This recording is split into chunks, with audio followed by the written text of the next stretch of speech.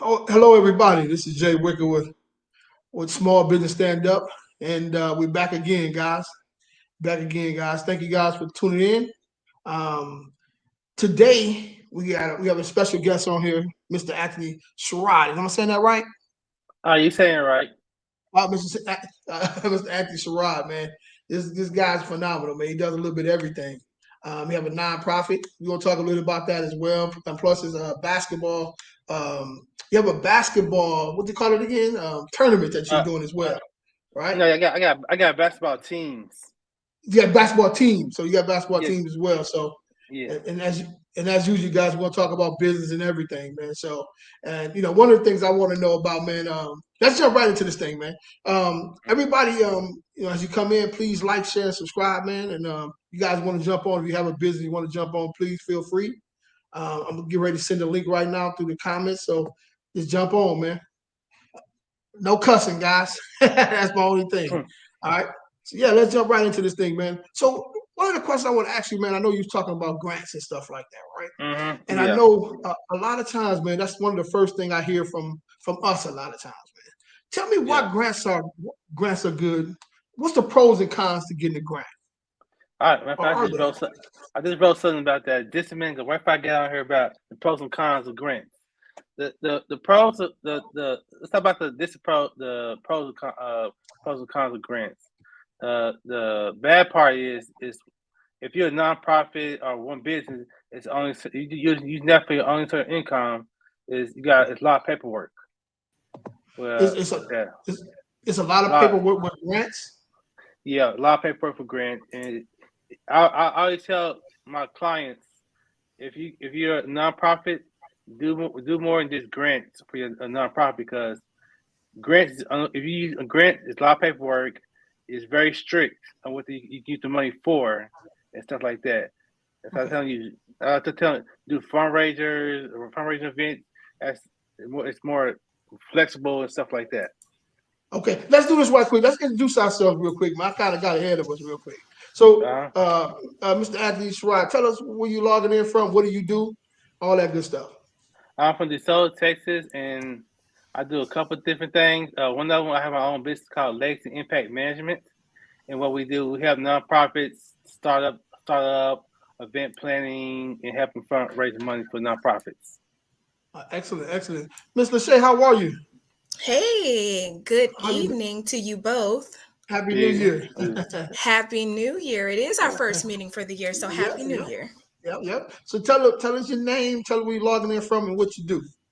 Yeah, definitely. So, my name is Lachey LaRue, and I am the owner of Cherished Investments. It is a business development and marketing agency, and I help entrepreneurs to create a solid foundation for their business that allows them to scale and work less in their business. And I help them to create a marketing plan that is target audience centered, that puts the customer as the hero of their story and creating just more loyal customers so that they can actually increase their sales and build those stronger relationships with them. Oh, wonderful, wonderful. So we was talking to Mr. Sherrod about grants, the pros and cons.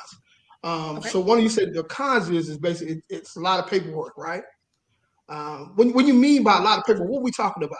Because I mean, I've heard people say, "Can you write a grant for me?" Or "Do you know anybody know how to write a grant?" Or whatever the case is. So you telling me like how much paper are we talking about, roughly? I Yep. Sometimes a post can be up like 25 pages. Okay, that's not too bad, especially if you're asking for some real money, right? Yeah, And I Right, guess you got to right. know what you're asking for, or how to fill it out, or whatever the case is. So yeah. okay, And that's one thing that I'll say too. So, depending on the grant that you file for, it's going to determine the number of pages that it is. But I would say, they can still sometimes be worth filling out because a lot of people are afraid of the number of pages that it is. So, it Mm, makes, it creates less competition. I mean, if they have $500,000 and only a handful of people actually apply to it, that's going to increase your chances of being able to get that grant, but you have to make sure that you're following directions. That's the biggest thing when it comes to filing for grants, is making sure they're going to tell you exactly what it is that they want you to include in that grant. Just make sure you follow the instructions and you should be good. And there are great people out there like Anthony who specialize in the nonprofit area. And I would definitely say if it feels overwhelming to kind of take on that endeavor by yourself, don't do it alone. Seek a professional to help you out and know what your options are and if that is your best option. Yeah.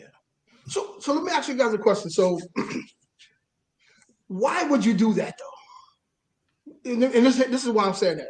I know a lot of people, man, who the first thing they said, let's get a grant, right? Mm-hmm. And if they have never ran a business, because it's a nonprofit, right? It's not for profit or whatever the case is, right? And a grant, you can do it for whatever, right? Right. A grant, okay. So if you haven't ran a business before and you go out and try to get these grants in order to get a business and run it or whatever the case is, in my mind, I'm thinking, why would I even do that? Because when you're dealing with the government, what I learned about the government is that it's a lot of red tape. Right. Right? They never say, here's the money, do what you want to do with it or whatever the case is, right? So everything that you do, you got to do it under their guidelines, so to speak. And if they decide to not support you no more, you're in a bad situation. Am I saying that right? So now he can correct me if I'm wrong, but to my knowledge, there are actually private grants. Not all grants come from the government. So to answer your first question, why would you apply for a grant? Because it's free money.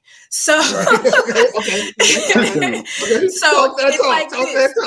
Right. So it's like this. When it comes to loans is not free money. Loans have interest and you have to pay those back. For the most part, when it comes to grants, you're basically saying, hey, I have this thing that I am trying to do. I have thought this process out.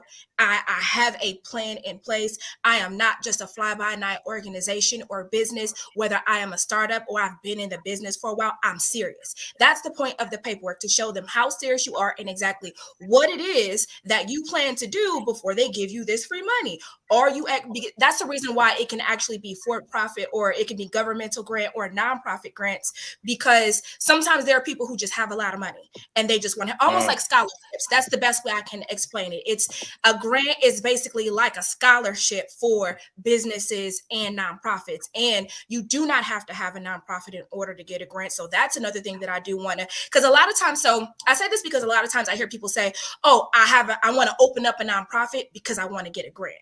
But you don't necessarily have to have a nonprofit to have a grant. And a lot of people, where they mess up and why they don't qualify is because they don't do their 501c3 paperwork properly, which essentially it's just a tax code. 501c3, that's just a tax code. And that process is a governmental situation that has a lot of red tapes, and you got to be specific on what it is you're going to do. And it can take a little bit of time and it can be overwhelming for people.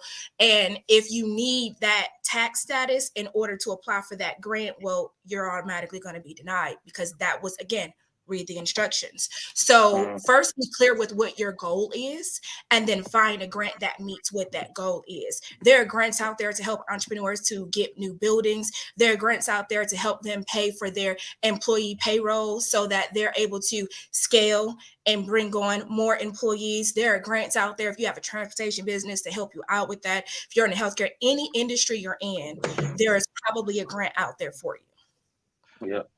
That's dope. That's amazing. See, I didn't know that part, right? That makes sense. That makes sense. Wow. So what is the process then? So how do you, I see something I want to get involved in. I want to get a grant. What do I need to do now? Like, do I need to contact a lawyer? What do I need to do? And that's the first thing you just need, when they post online about a grant, like for a private one, for example, is read it first. The first thing you gotta do is read it, because it's how I apply for it. It tells you everything you need to do, how to apply for it, if you qualify for it. It's all the paperwork for it. Same way with the government ones. Same thing. Just gotta read. It makes it comes out. It tells you everything you need, who can qualify for it, and how you qualify for it. Right. Man. And I would add in there a pre-step is research. That's how you find out what to read. So if you're looking for a grant in something specific, so let's say if I owned a hair care business, I would literally type in grants for hair care. and see what comes up. If I was just a general business owner, I would look up grants for business owners, grant for woman-owned business, grants for minority-owned businesses, and see what comes up. That would kind of be the first thing that I would do. And then as you're clicking through it, as he said, read through everything of exactly what the requirements are. But again, if this is all new to you and you're not really sure where to go, you can contact someone like Anthony, who is specialized within that area, who is dealing with these things on a regular basis, and he can let you know which ones would you have the highest likelihood to be able to get, what's going to make sense for you, or if maybe a grant isn't what you need to be looking for and you need to do something like he said, a fundraising event, because there are so many options when it comes to that. So utilize your resources. Don't be afraid of a Google search, and build your team. Like everything, like we're both in real estate, so always be building your team and have people like Anthony on your team who can answer your questions. Amazing. So when a person is talking about, I hear people say, who knows how to write a grant? What does that mean? Is that just like a letter, or is that who know how to fill out all those paperwork you guys are talking about? All paperwork, writing the proposal letter, all that. Get out information, getting the information, get out your documentation order for you apply for the grant. Right, because so if you think about writing, right, all writing is not created equal. I can write an email and it sound beautiful. That does not mean that I am capable of necessarily writing a New York Times bestseller. So people who write grants, they have experience in grant writing, so they know what language and tone to use to increase your chances of actually getting the grant. Because when you've done it time after time after time after time, you know what areas you need to over explain and what areas you really don't have to invest too much time in, that somebody who just read the instructions, it's those things that are in between the lines of whatever instructions that they're asking for, and those small things can make a difference when, if they've got two people that they've got to choose between, and here's this person who just barely answered the questions and this person who elaborated and went into detail, that can actually be the deciding factor between those. So I would say that has been my experience of someone who does more of the grant writing. And it's the same thing, even for me, I deal with a lot of people who write blogs and who write social media. Each of these areas are their own specialty. So a grant writer is someone who specializes in writing grants and dealing with that approval process. Yeah, technical writing, as they call it, for grant writers. Right. Yeah. Well, to everybody that's tuning in right now, please like, share, subscribe. You're tuning in to Small Business Stand Up. We talk a little bit about grant writing, right? So grant writing or getting grants and stuff like that. So when you get to, you get somebody to write up your grant for you who know exactly what they're doing, right? So do you they send it out to whoever it is, whether it's a private person or if it's the government or whatever the case is. Do they cut you a check once you're approved, or do they break it up in increments as you build your company? Well, it all depends. Okay. Because they can say in the grant first came out information, it tell you how you get paid. You get paid a lump sum, or they break it down by year. Gotcha. Listen, I heard about grants and stuff like that for many years. I never dove in it. I never looked at it at all, right? So this is very interesting. I think the people who are watching is going to really benefit from this, right? And definitely, as you see Mr. Anthony here, man, that's what he actually does. So definitely reach out to him, man. Drop your email address, your social media real quick, man, before we get to that next question. You guys killed it. All right. Y'all killed it, bro. Y'all, bro. I ain't even got no more questions on that. Y'all broke that down. Go ahead, my email, my website is legacyimpactmanagement.com, and my email is beintouch@legacyimpactmanagement. You can find it on all social medias as Legacy Impact Management. All right. Tell them no. I keep thinking about this company here. Small SBS sent you. All right, so let's jump right into these business questions, man. So again, man, appreciate that, man. That was something kind of impromptu. We jumped right into that. So that worked out. That was pretty dope. So here's the question here. How to develop a powerful business message? Oh, man. I love that one. Okay, so wheelhouse. That's gonna be my wheelhouse. Okay. So let me start. Let me say this first real quick. So is it beneficial to have a message? Or, talk about a little bit of all of that good stuff, right? I would say this. An analogy I use, it's like when you are looking for a job, what do? You create a resume. You have an idea of what types of jobs you're looking for. You make sure that verbiage meets what it is that you're trying to accomplish. You show up to that interview looking to the nine, fresh, clean. You're eager, excited, and ready. You care about the appearance that you're putting out there because you're trying to get a job. Well, it's the same with business, right? You're trying to get people to give you their money for their products or services. So the answer is, do you need one? If you want to be successful. if your goal is just to have a business for the sake of having a business, then by all means, baby, have at it. But if you want to have a successful business that is able to provide for your lifestyle, that is able to have longevity, then yes, you need a message. You need a business message, and it's all a part of your branding. Your branding is essentially your resume and your presentation the day you show up for that interview. All of that goes into it, that is exactly what your brand is. And that's why it's important. You know how they have that saying that you never get a second chance at a first impression? That's exactly what it is with your business. If people can't really read your logo, that's going to make an impact. If the quality of your social media post is not really there, that's going to make an impact. That's going to make a person pause for a second and think before they actually work with you. So you don't really want to put up all of these barriers when you're trying to get business. And that's why I say, if you want your business to be successful, you have to consider these things. And unfortunately, a lot of entrepreneurs surprisingly do not. And I don't think it's the fault of any one entrepreneur. I think it's something that just happens because we're not taught. School doesn't teach us about entrepreneurship. School doesn't teach us about being financially free. These are things that through life, you get a little nugget here and a nugget there, and you start to try to expand your knowledge on these things. And you really don't know what you don't know. But I appreciate you, Jay, for creating this platform where we're able to share that knowledge. So short answer, yes, you do need one. And then to follow up with the question on the screen, how do you develop a powerful business message? So the best way to do that is to remember that we are not salesmen. You can't make anyone buy anything, right? We are not in the business of selling products or services. We are in the problem solving business. That is, it doesn't matter what industry you're in, who you are. Anthony solves the problem of nonprofits who need to fund their business. That's a problem he's solving. He doesn't just have a nonprofit business. He's solving a problem. Jay, he's solving a problem of the lack of education out there sometimes or the accessibility of the education out there for fellow entrepreneurs. So he created this entire platform.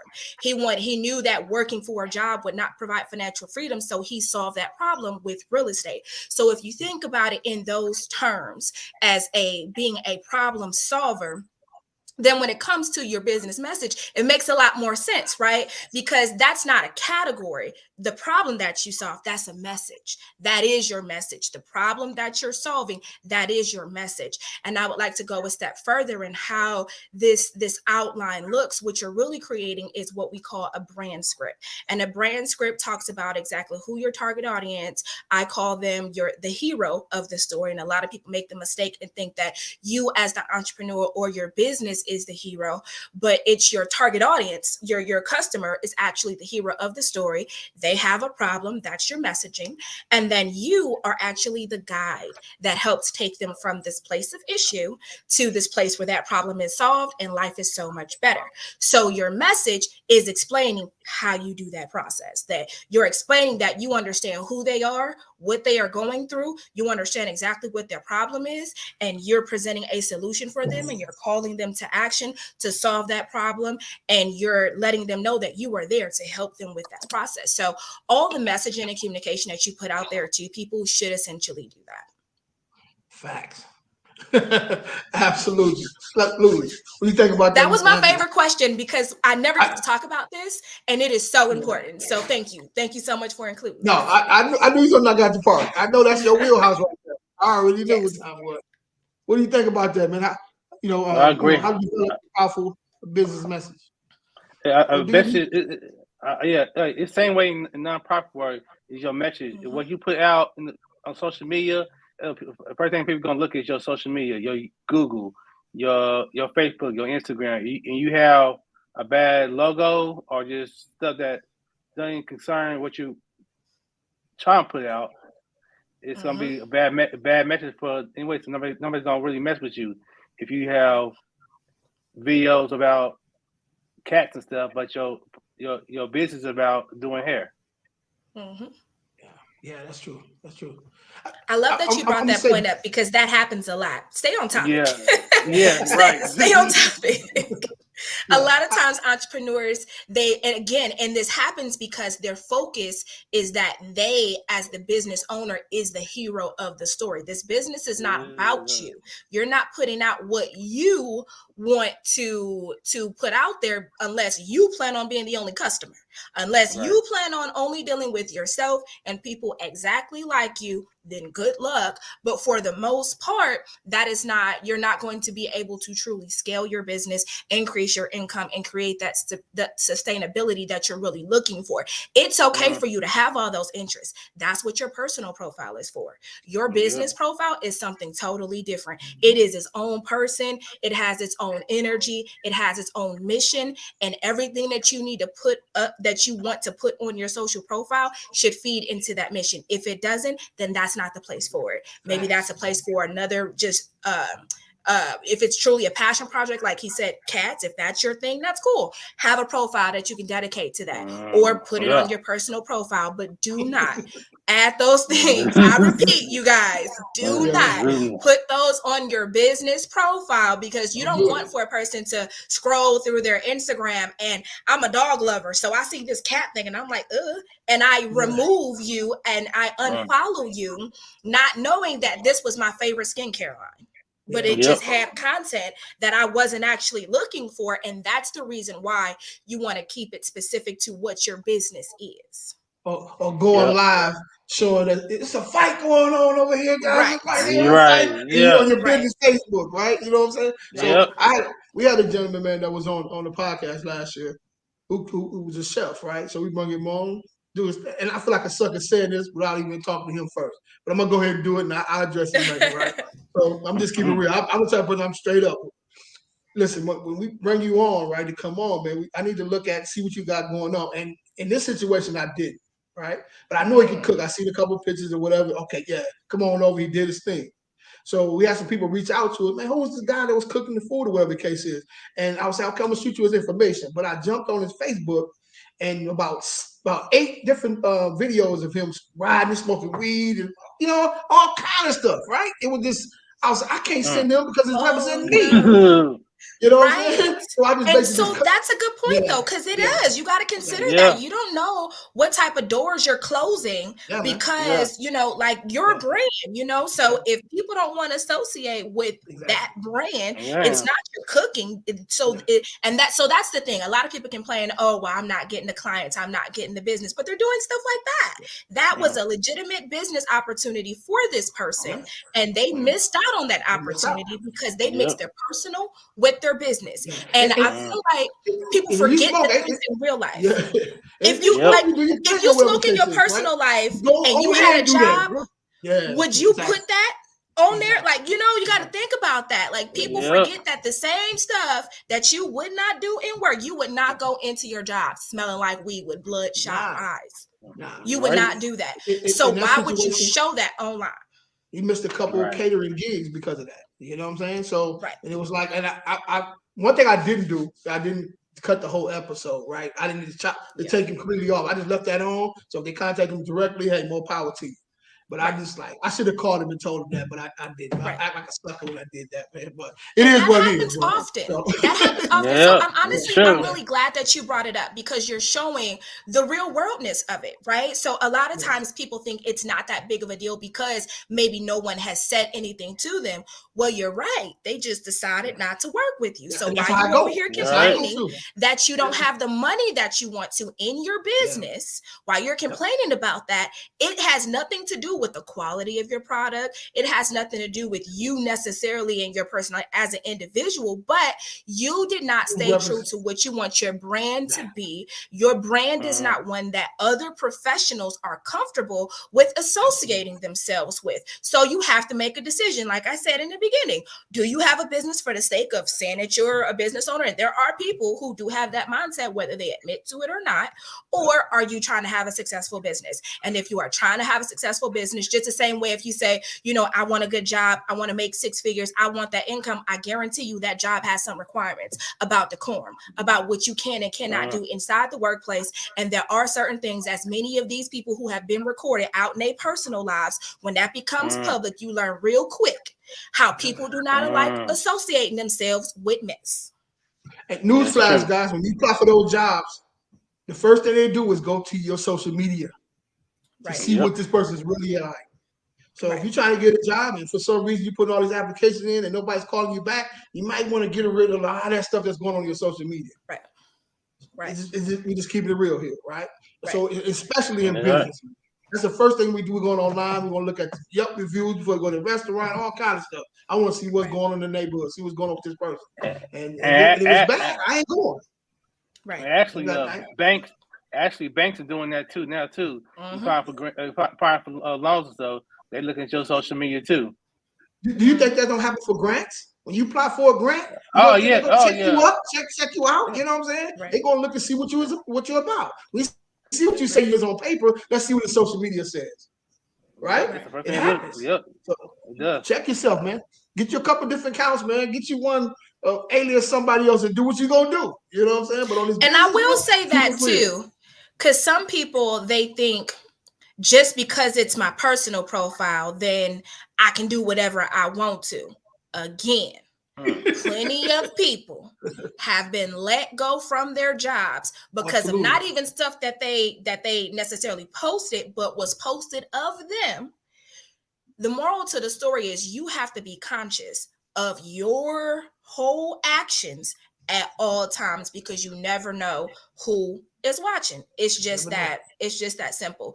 If you are, especially if it's something that is business related, or if it is even if it is your personal profile, when it comes to those things that are technically not socially acceptable, again, we're not saying you can't post your cat videos or anything like that, but if it's illegal activity, I'm just saying that's not the best place. Online, it's not the best place to be doing those things because business people, customers, and jobs aren't the only ones who look at that stuff. My grandmother is a retired prosecutor, and they stay on everybody's social media looking up and seeing who doing what. Like you catch a case, first thing they're doing is looking up online. We all saw everything with Trayvon Martin when that happened with him, and they actually brought up his social media and were posting pictures of him trying to change the perception of that young man. So you never know how it's going to come out, but I think it should go without saying, but clearly it needs to be said.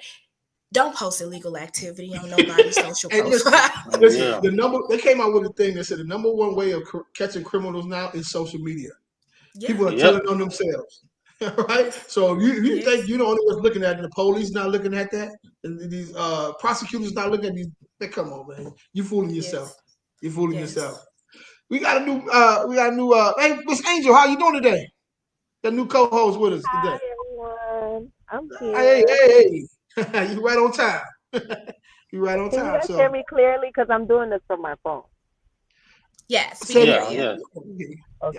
You guys sound a little bit like staggered, but I can hear you. How are you guys doing today? Doing great. Good. All right. So here's the next question. Anybody had any questions on that or any comment on that, Anthony? Are we good on that? I'm good on that one. Okay. All right, so jump in there. Why is it important to focus on your customer? listen, sometimes when we can get so focused on bringing out different products that we forget to focus on our customer, right? We forget to see, the reason why we got into the business anyway, right? Because think about it. When you first come into a business, right, you may see, and you may be looking at it this way, right? And there's maybe 20 other ways that you can possibly make you some money. And what we tend to do is start focusing on everything else, trying to make a whole lot of products without staying focused on that one thing that got you going, to get some revenue off of that, and then maybe down the line invest in these other different things, right? So why is it important to focus on your customer, guys?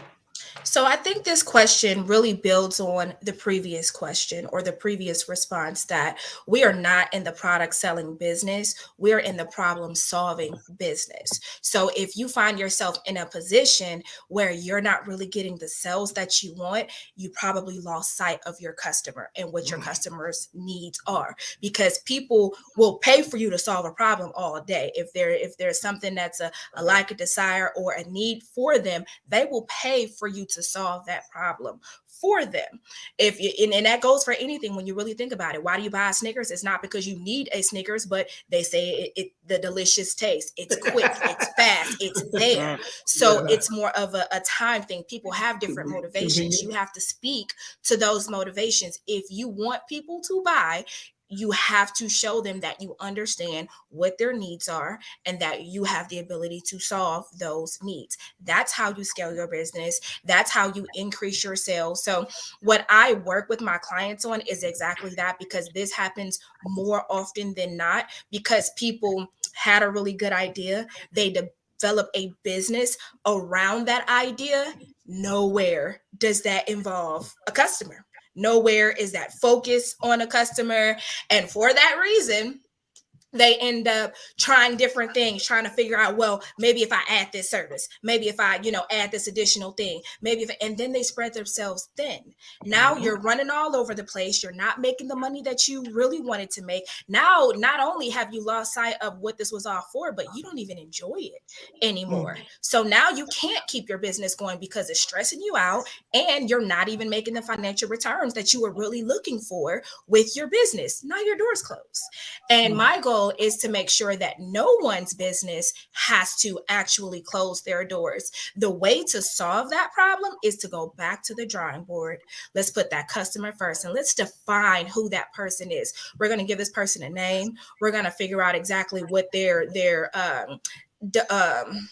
demographic information is, exactly what their demographic information is, but more importantly, what their psychographic information is. A lot of people do the demographic side, which is basically, their age, their ethnicity, 35 to 55. Exactly. Right? And then they say, hey, I have a customer persona.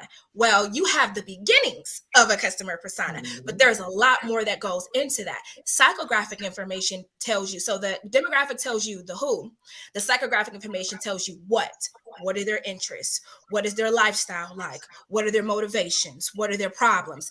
That's the stuff that really is the game changer for you. That's the stuff that you then begin to develop messages of that will make someone read and say, oh yeah, you talking to me? Yeah, I had that issue last week.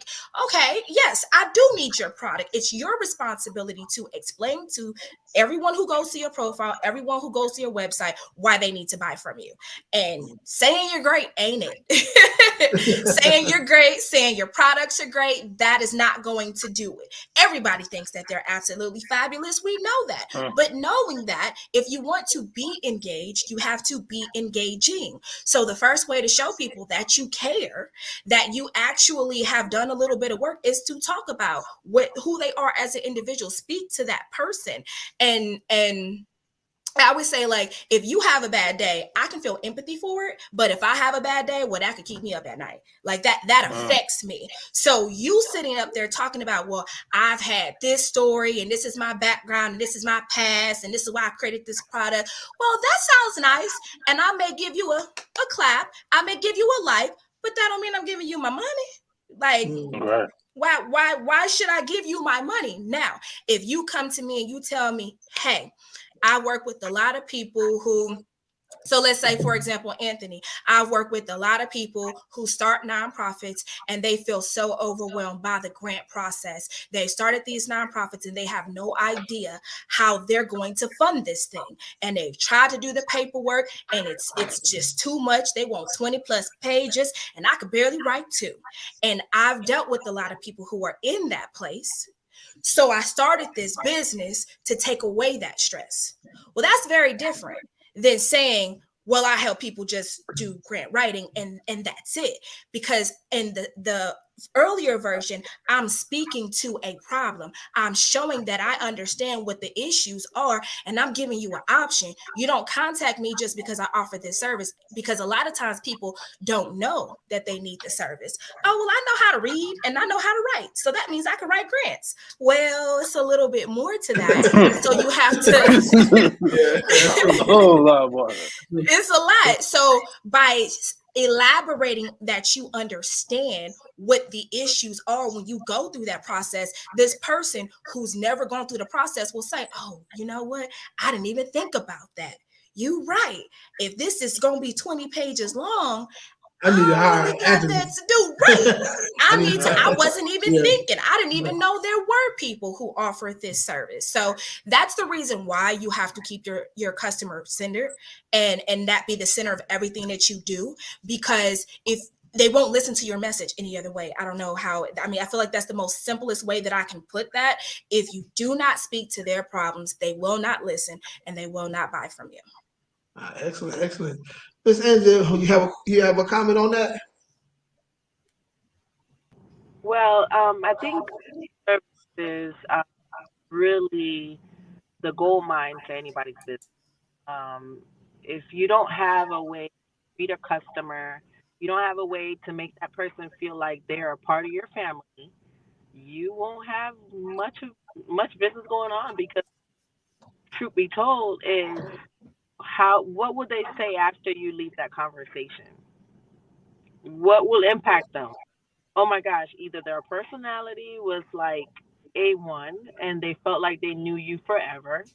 And then they say, oh my gosh, their products are so good because not only did they try it, not only did, it's all about your personal touch and how it impacted you so that it can impact them. And by you focusing on them and, even with what you were saying, Ms. Lachey, having that personal conversation where you know their name, you know who they are before they get to that phone, you know who they are before you get that email, like you have a very, very hands-on approach to their retention, to their attention, to everything that has to do with them. That when that conversation comes on with a follow-up, you remember where you left off about a week ago or 2 months ago, or there's something that lets you know that there is a continuous approach to that relationship, so they don't feel like they're just a number. So being able to focus on them, being able to make them feel like they're a part of your family, that's not just a company one-time thing. It's not like, hey, I want your business today, goodbye, once I'm done, get your money, wrap up. I don't know. And I believe that the reason why people like Walmart, TJ Maxx, Sam's, Amazon, all of these people, they work on their customer service. They work on that. You might have a bad employee here and there, but they like the overall, friendly approach. They build a community. They build a community around the brand, and people support the community. I love that you brought that up, Angel. Also, I love the name too. So I love that you brought that up, because it really is about that building a community. When people buy from Walmart, they're supporters of Walmart. People who support Target, they support Target. They're a part of that community. People who support Androids versus Apple phones and Apple phones versus Androids, they don't care what the specs say. They don't care what's going on. Why? Because they are a part of that community. So if a person is questioning, well, I'm just a small business, I don't really think I need to do all that. Well, at the end of the day, they're in business, period. It's not about small business. It's not about big business. You're in business. And if these individuals are investing millions of dollars into researching, into cultivating these communities, then you need to invest whatever you can into cultivating these communities as well. And it's not something that you necessarily have to put millions of dollars in, because that's a misconception that people have. You have to put in effort. Like she said, learn a person's name. If this person has bought from you 3 times and you don't have but 5 customers and you don't know their name, you done messed up.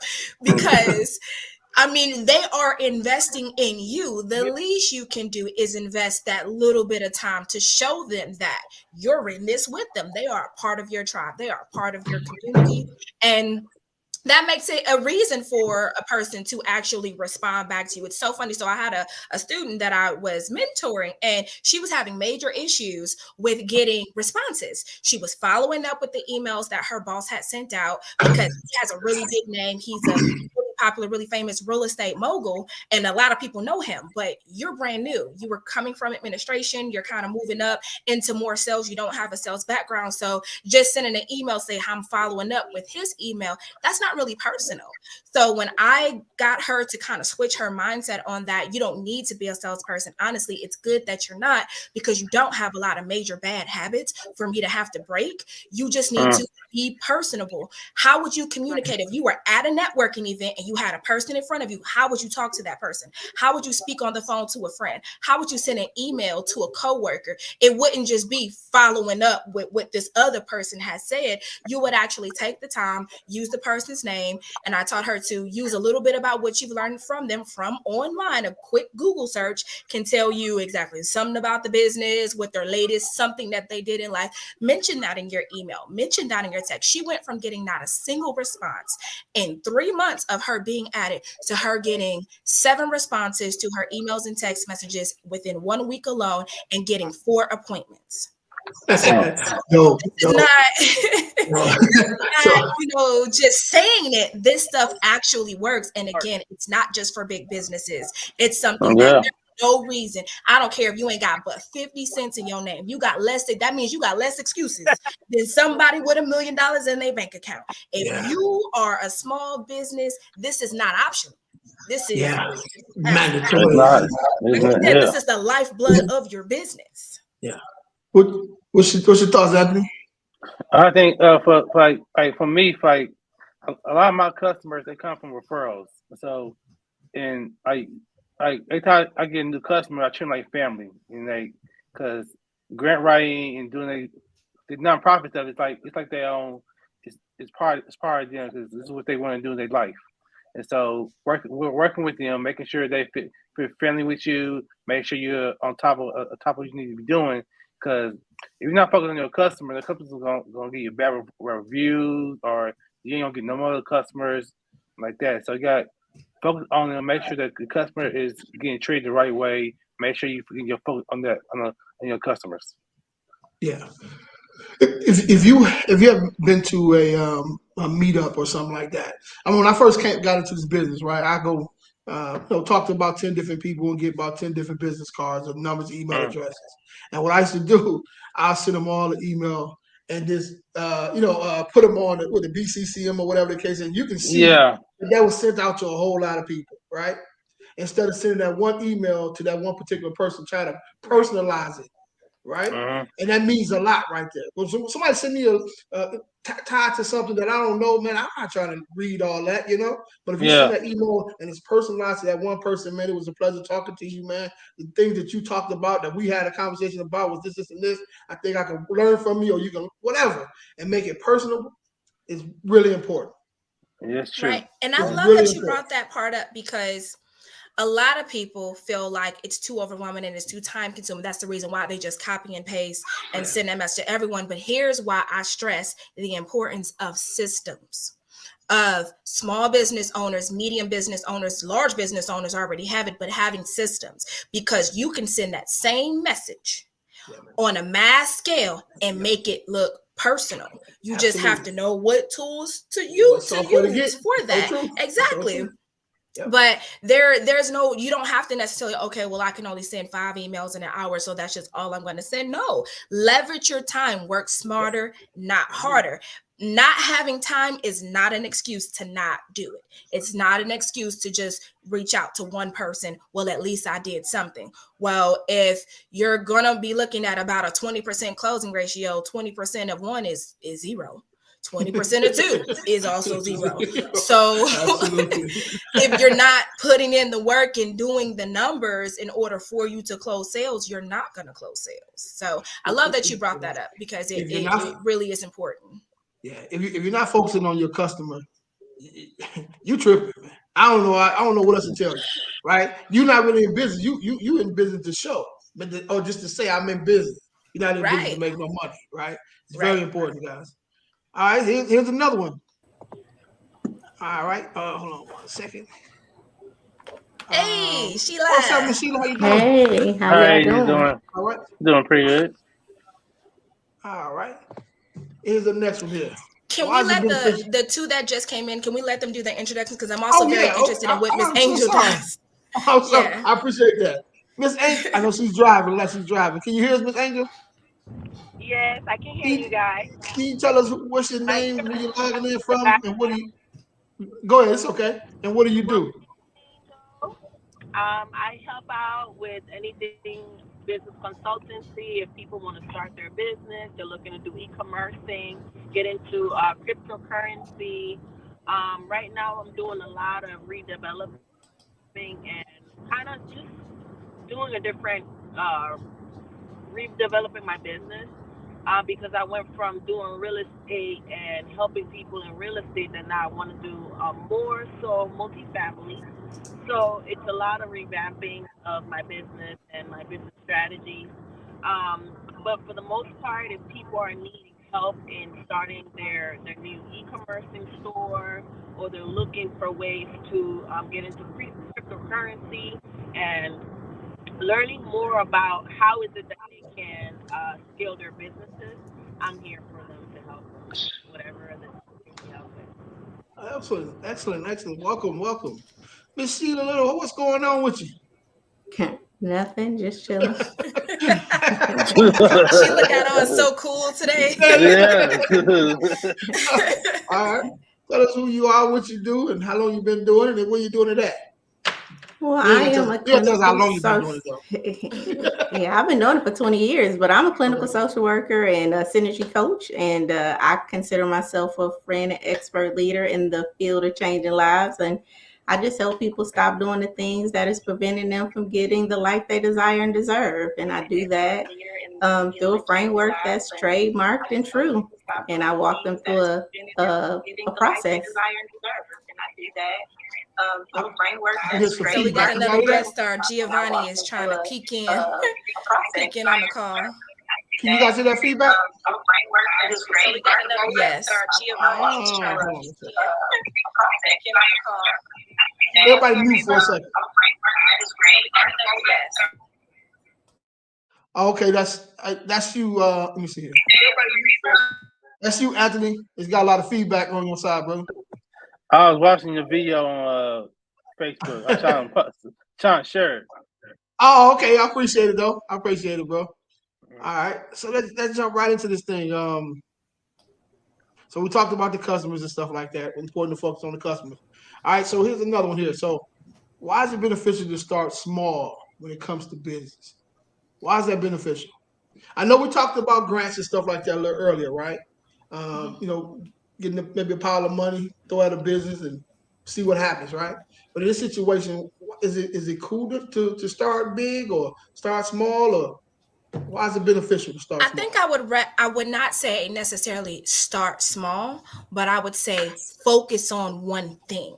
Focus on first things first, do that successfully, then start adding on additional services, additional offers, bringing in partners and all of that. When you're new and you're just starting out, you have to kind of get your footing. You have to learn what works and what doesn't work. And you need to give yourself that grace and that time to be able to do that. Don't overwhelm yourself by multiplying the efforts that you're going to need in order to do all of these different things. Just because you have a talent in it or a gift in it or a passion in it, it's not that you don't need to do it, it's that you don't need to do it right now. So set yourself a plan, a game plan for what you're going to do. I don't know what that is. Yeah, I hear some noise, huh? Okay. I thought it was just me. Okay. That may be my dog hitting the blinds, y'all. Okay. Okay. But set yourself a timeline for 10 years, for 5 years, and put those things within that timeline. Because again, it's not that you have to necessarily be small and stay small. It's just that you have to develop a proof of concept, become successful, and then expand and replicate that success. Absolutely. What do you think, Miss Angel? I believe that wholeheartedly when it comes to starting out business, unless you already, you already had a following, or you had, a certain community or tribe that was already a part of your business startup, then that's different. But when it comes to starting from scratch and getting everything up off the ground, trying different methods to work for your business, I think you need to start small to see how that strategy works, and then from there on you scale it up. Oh, no. What about you, Miss Sheila?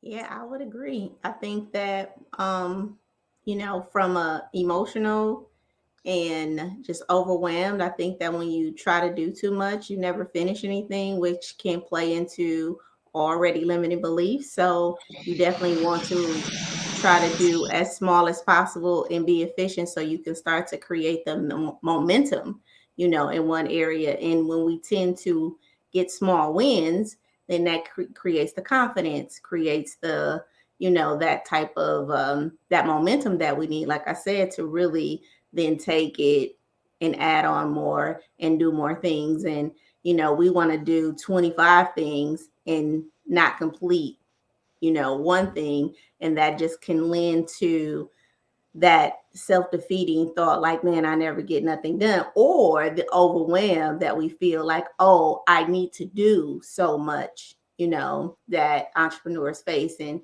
then that creates a big, huge dis-ease for a lot of entrepreneurs, because it's so much that you have to take on. When I think when you start small, it could be a lot more rewarding, which can give you the emotional fortitude to truly, get you started. Absolutely. What you think about it, Mr. Anthony? Think he's... You just can you hear me? Yes, we can hear you. Okay. My earphones was about to go out. The benefit of starting small is, like, if you go start big at first, you're gonna be overwhelmed, especially if you're one person shop. Most people are. They start like one person in their business at first. If you go large, start gonna go big at first, you're gonna be overwhelmed, be too much, you're gonna get stressed out. Then your business is gonna fail. So by starting small and growing that way, it gives you time to hire employees, get your funds in order, get your protocols over, so you know what to do when the time a frustrated customer, or what customer you take on, how much you take on all at one time. And that can be very difficult for a person like myself, right? I am a shoot then aim type of person. I'm jumping out of the plane. I'm building the parachute as I'm going down, right? That's how my mindset is, right? I don't like to wait and do anything. But I remember years ago when I was reading this book, Dave Ramsey book. He's a snowball, right? And that's basically what he was talking about doing, right? He said, when you try to clear off your debt, you get the smallest to largest, right? You knock out the smallest debt, you go to the next debt. You knock out that next smallest debt, go to the next one. And then all of a sudden, all that money that you was paying on the first debt now is snowballing to the bigger debt, right? And that's how you work yourself all the way through and become debt free. I think that's the same way in business, right? You start small. So if you want to, let's say, this is something that's not even in business, but let's take a record company, right? Records and tape stores. We did this back in the day. You start with a couple tapes, sell a few tapes. and let that grow into, get you some albums or whatever the case is, get you some records, whatever you're gonna do. But then get to that next level to where you have to buy in bulk, right? I think that's the best way to do it, and you save yourself, man, for crashing and burning. There's no worse feeling, man, to invest your time into something and it crash and burn, and then now you're in debt because of it. Mm-hmm. You know what I'm saying? Well, you can took your time and methodically chipped away at it, and then get to that point where you're trying to go. That's I remember this. I had this mentor maybe like 4 years ago, because I was the jump off the parachute person too, and he said that we overestimate what we can do in 1 year, and we underestimate what we can achieve in 3 years. And I just was like, and I think that we just have this, I want it now, like I need to do this now, because a lot of us probably have waited so long, or, we have this fear of or this need, like we got to catch up, or, it's this emotion, like if I don't do it, these really rational lies that we tell ourselves that really make us feel like I need to get this done, and I need to get all of this done. And I always tell people, I turn my whiffs into links, right? Like I took all of these 10 things and I like made them a straight line, and I just kind of knocked them off like one by one. And it has made my life so much easier, right? Because I'm not trying to do 10, 15 things at one time. It's like, it's like I'm just focused on one. I mean, I'm working on houses and, reconstruction, and then seeing clients, and then raising kids. And then it's like, Sheila, this is why you're stressed, right? And like I said, but it was that need to, I'm 35, or, I'm about to turn 30, or just the age story comes in, or the financial story comes in. And we just have to be mindful of those narratives that we're telling ourselves, because if you put one foot in front of the other, you will get there, And so we just have to kind of slow down and bite the elephant one bite at a time, because you're going to choke yourself if you don't, and just shifting the mindset just to say, let me just do this one bite at a time, one product at a time. And that shift by itself is like a lot to take in.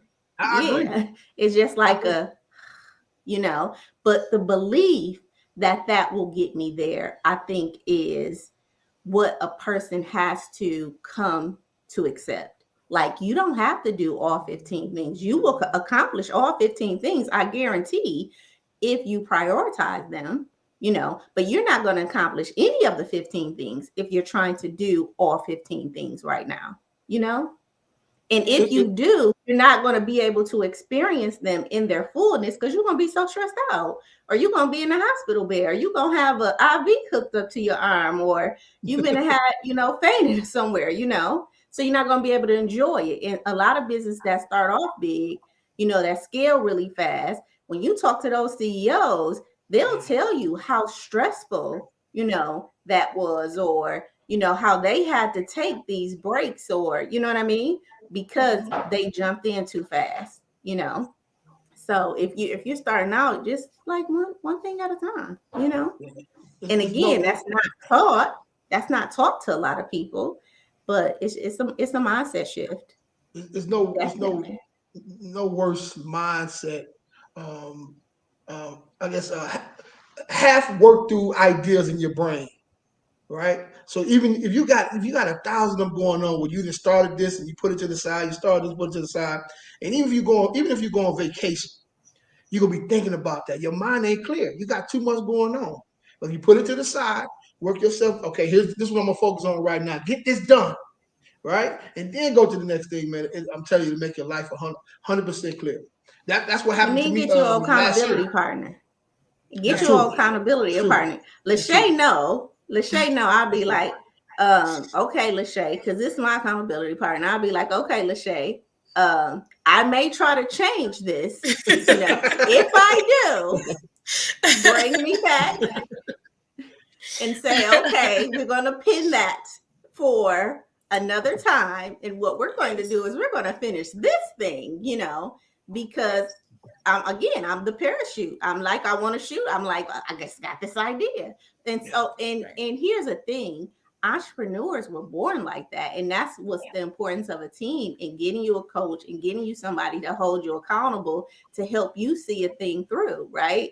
Because, you know, everybody on this panel are thinkers. We're creators, right? We want to create things. And sometimes our job is to create it and pass it on, right?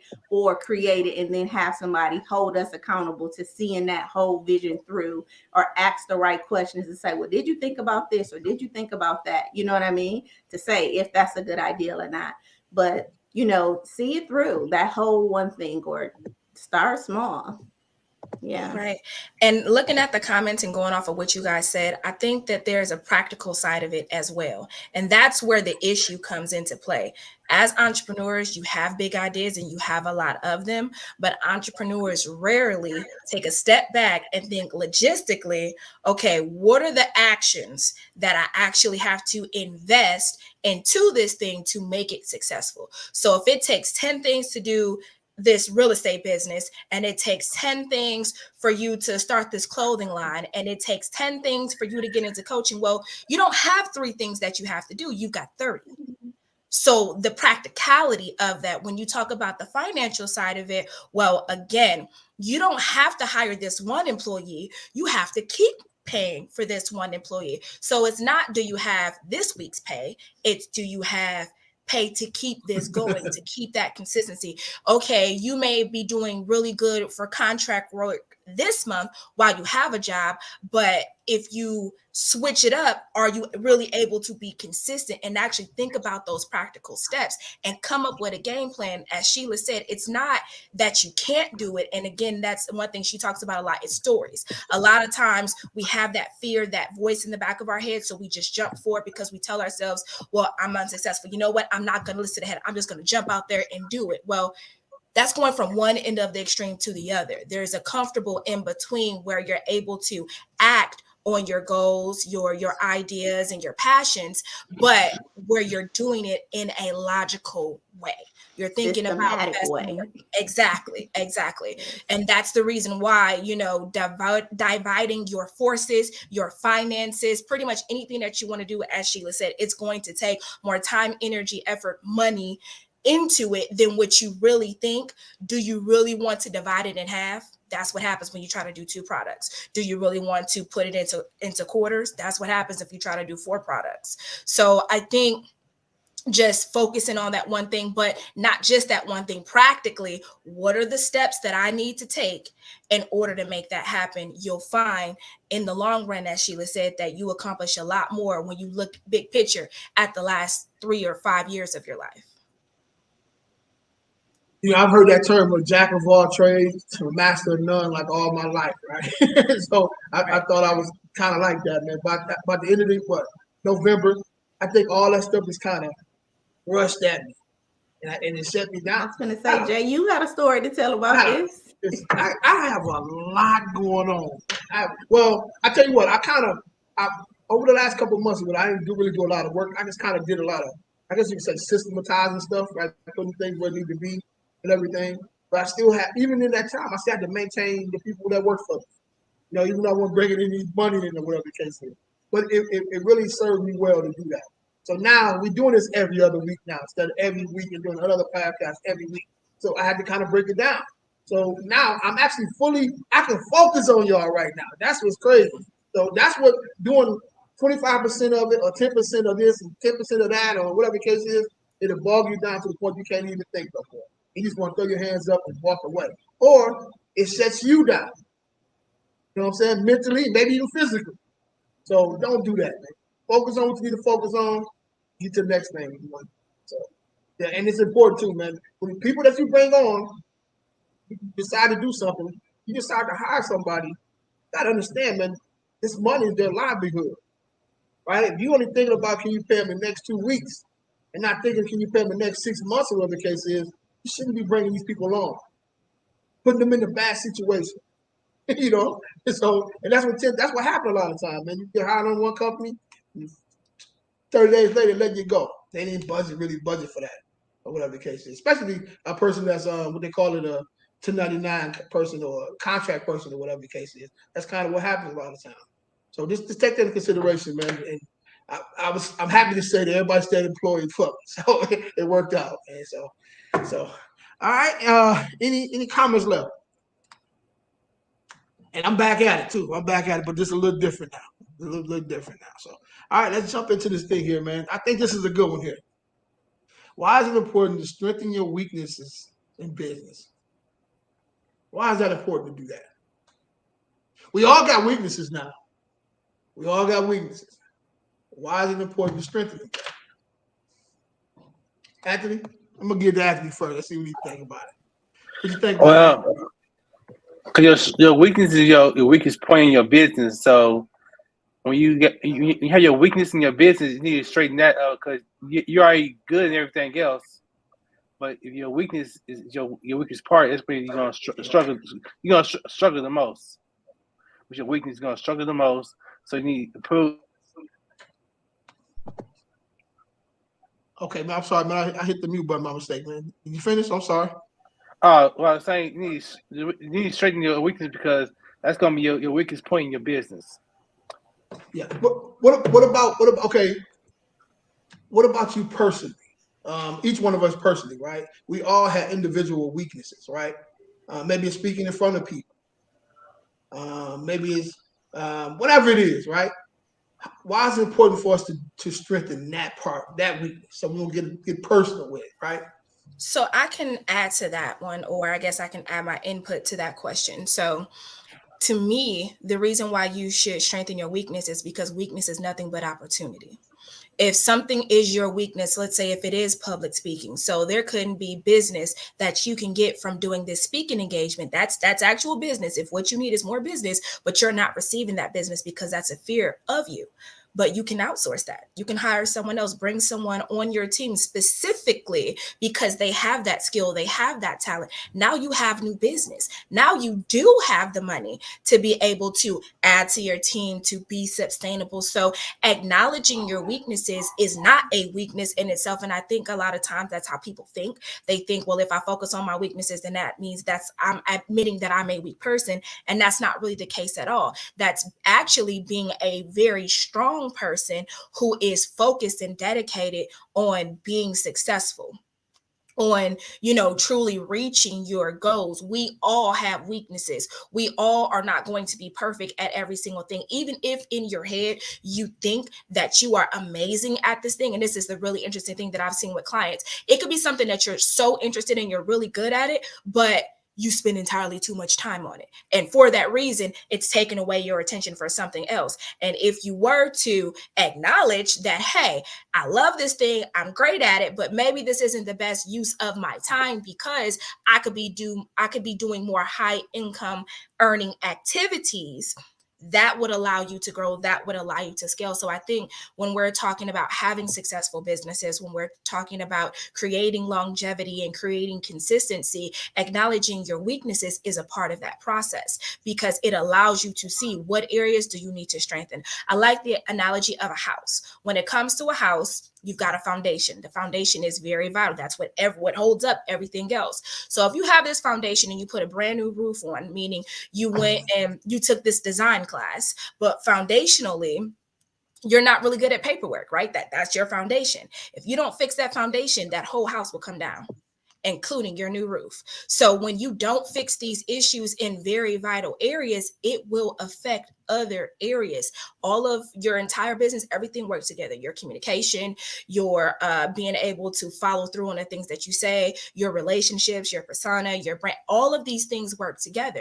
And if you see that, oh, well, branding, that's not really my strong point and I'm struggling here, reach out to someone. Like Anthony does nonprofits. If you see that nonprofits, I have a really good idea and I'm great with meeting with people, but paperwork is not really my thing. Well, you need to outsource that to someone because it's not an excuse for you to not have it. It's just something that you yourself shouldn't be doing. Same thing with Sheila. If you're a person who tends to have a lot of chaotic relationships in your life, and you really don't understand why that tends to happen, why you tend to fall out with your business partners, why your customers aren't really coming back to you. If you're dealing with all of these emotional things that you really have never dealt with before, well, if you've been trying to deal with this for the past 20, 30, 40, 50 years, and you haven't seen good results, it's time to outsource that. It's time to bring in outside expertise to figure out what's really going on and how you can best fix these issues. No. All right. She meant hire Sheila. She meant hire Sheila. Thank you. You got a comment on that, Sheila? Yeah. I agree 100% that one, as a small business, we just have to know that your business is a direct reflection of you, and a part of that limitation that you may have is going to reflect in your business. So if we don't know our limitations, right, then it's going to spill over in your business. And one of our limitations, just as human beings, is that we don't like to ask for help, right? We feel like I'm going to get there, or I'm going to do it, or I'll fix it when I can. But when you go to serve a population of individuals, it ain't that, right? That you can't wait like you would wait for yourself to fix or go on a diet or start working out or whatever. When you have made a commitment to say, I'm going to serve a population, you just can't wait to fix that, So like Lachey said, you have to be willing to get help, and work on that. And I think somebody said master that, and you probably only can go so far with it. So you would have to bring someone in to, assist you in that particular area, whatever that is. Now, if it's a weakness that don't have nothing to do with, counter to that, if it's a weakness that don't have nothing to do with your business or nothing to do with progressing you in life, I won't focus on it. But if your limitation is directly impacting your business, because a lot of times we can get distracted in working on limitations that have nothing to do with us, or it's not going to strengthen any area of our business, so if it's a limitation that's not going to directly impact your client or your customer or your life, it's just the limitation, and we all have them, but you definitely want to identify where you're at. Take a personality assessment. I talked about this last season. I did a DISC assessment through ET, and I found that I was like a pilot, and a pilot, because you could be a pilot. What's the people who come in and pass out the food and stuff, flight attendant, the grounds crew, and then the air traffic control people. And I definitely wasn't air traffic control, and I definitely wasn't the grounds crew, right? So these are important people in the background that's making things happen, right? I could take care of you, talk to you good, and I can get you where you need to go. But once you came in, my weakness was that in my personal life and, in my business. So I had to start to get a coach to develop how do I extend myself, right, over for the longevity, of in my relationship. So yeah, you got to make sure that you're addressing all 4 areas, right, of that DISC in your business. And you may not be able to do it, but you definitely got to make sure it's being done. Okay, I want to make this last point. I promise I'm done with it. So Sheila made a really good point about her getting a coach. And that's something, honestly, I think that is so incredibly underrated, because a lot of times we don't know the questions to ask. A lot of times we don't think we have a problem, or we don't think we have a weakness in this area. So I would say, rather than not even necessarily just focusing on the weakness part, if there's an area that you want to improve, like if you want to improve your business, get a business coach, and I promise you, they will show you some areas that you actually really do need to improve in. They're going to bring up some things that you didn't even think about. If you are having a lot of just turmoil in your life as a whole, there are coaches like Sheila, who is a synergy coach, who will bring up some things, because I work with her on the business side, and she has brought up some things in my personal life that I wasn't even planning on talking about that. I didn't even know that was something something to be addressed, but And that's something that I we listen to a business podcast too, and she right, stuff out. right. And you're like, maybe do a thing. Okay, well, that is something that I need to actually. So how you all in your feelings, boy. I tell you, right. Feelings you didn't even know you had. Exactly. So I will say that because I know there's some people, because I know if I hadn't done the work that I've done over the last couple of years, I wouldn't be as aware of my weaknesses as I am right now. Now I can kind of catch my stuff. Sheila got me using that word stories. Is this real, or is this a story that I'm telling myself that I'm creating all these internal emotions that have nothing to do with nothing? That's not something I was aware of prior to. I'm aware of it now. So how can you fix what you don't know? So I think actually seeking a coach in any topic, if you want to do a nonprofit, seek someone who does nonprofits, because they're going to bring up things that you never thought about. Jay does real estate. If you have real estate questions, work with a real estate professional, because there are things that these professionals have learned in their career that you've never even thought of. So how can you prepare yourself? And if you're doing business development, get with Lachey. Well, I'm only doing commercial now. So. but listen, before you get these guys to answer that question, that was actually my next question too. Should you get a business coach? So y'all knocked that out of the park. Yep. so Miss Angel, you have any comment for that one? Well, yes, because I believe if you don't strengthen those things that are weak in you for business, that means you have a lot of customers that are not getting dealt with.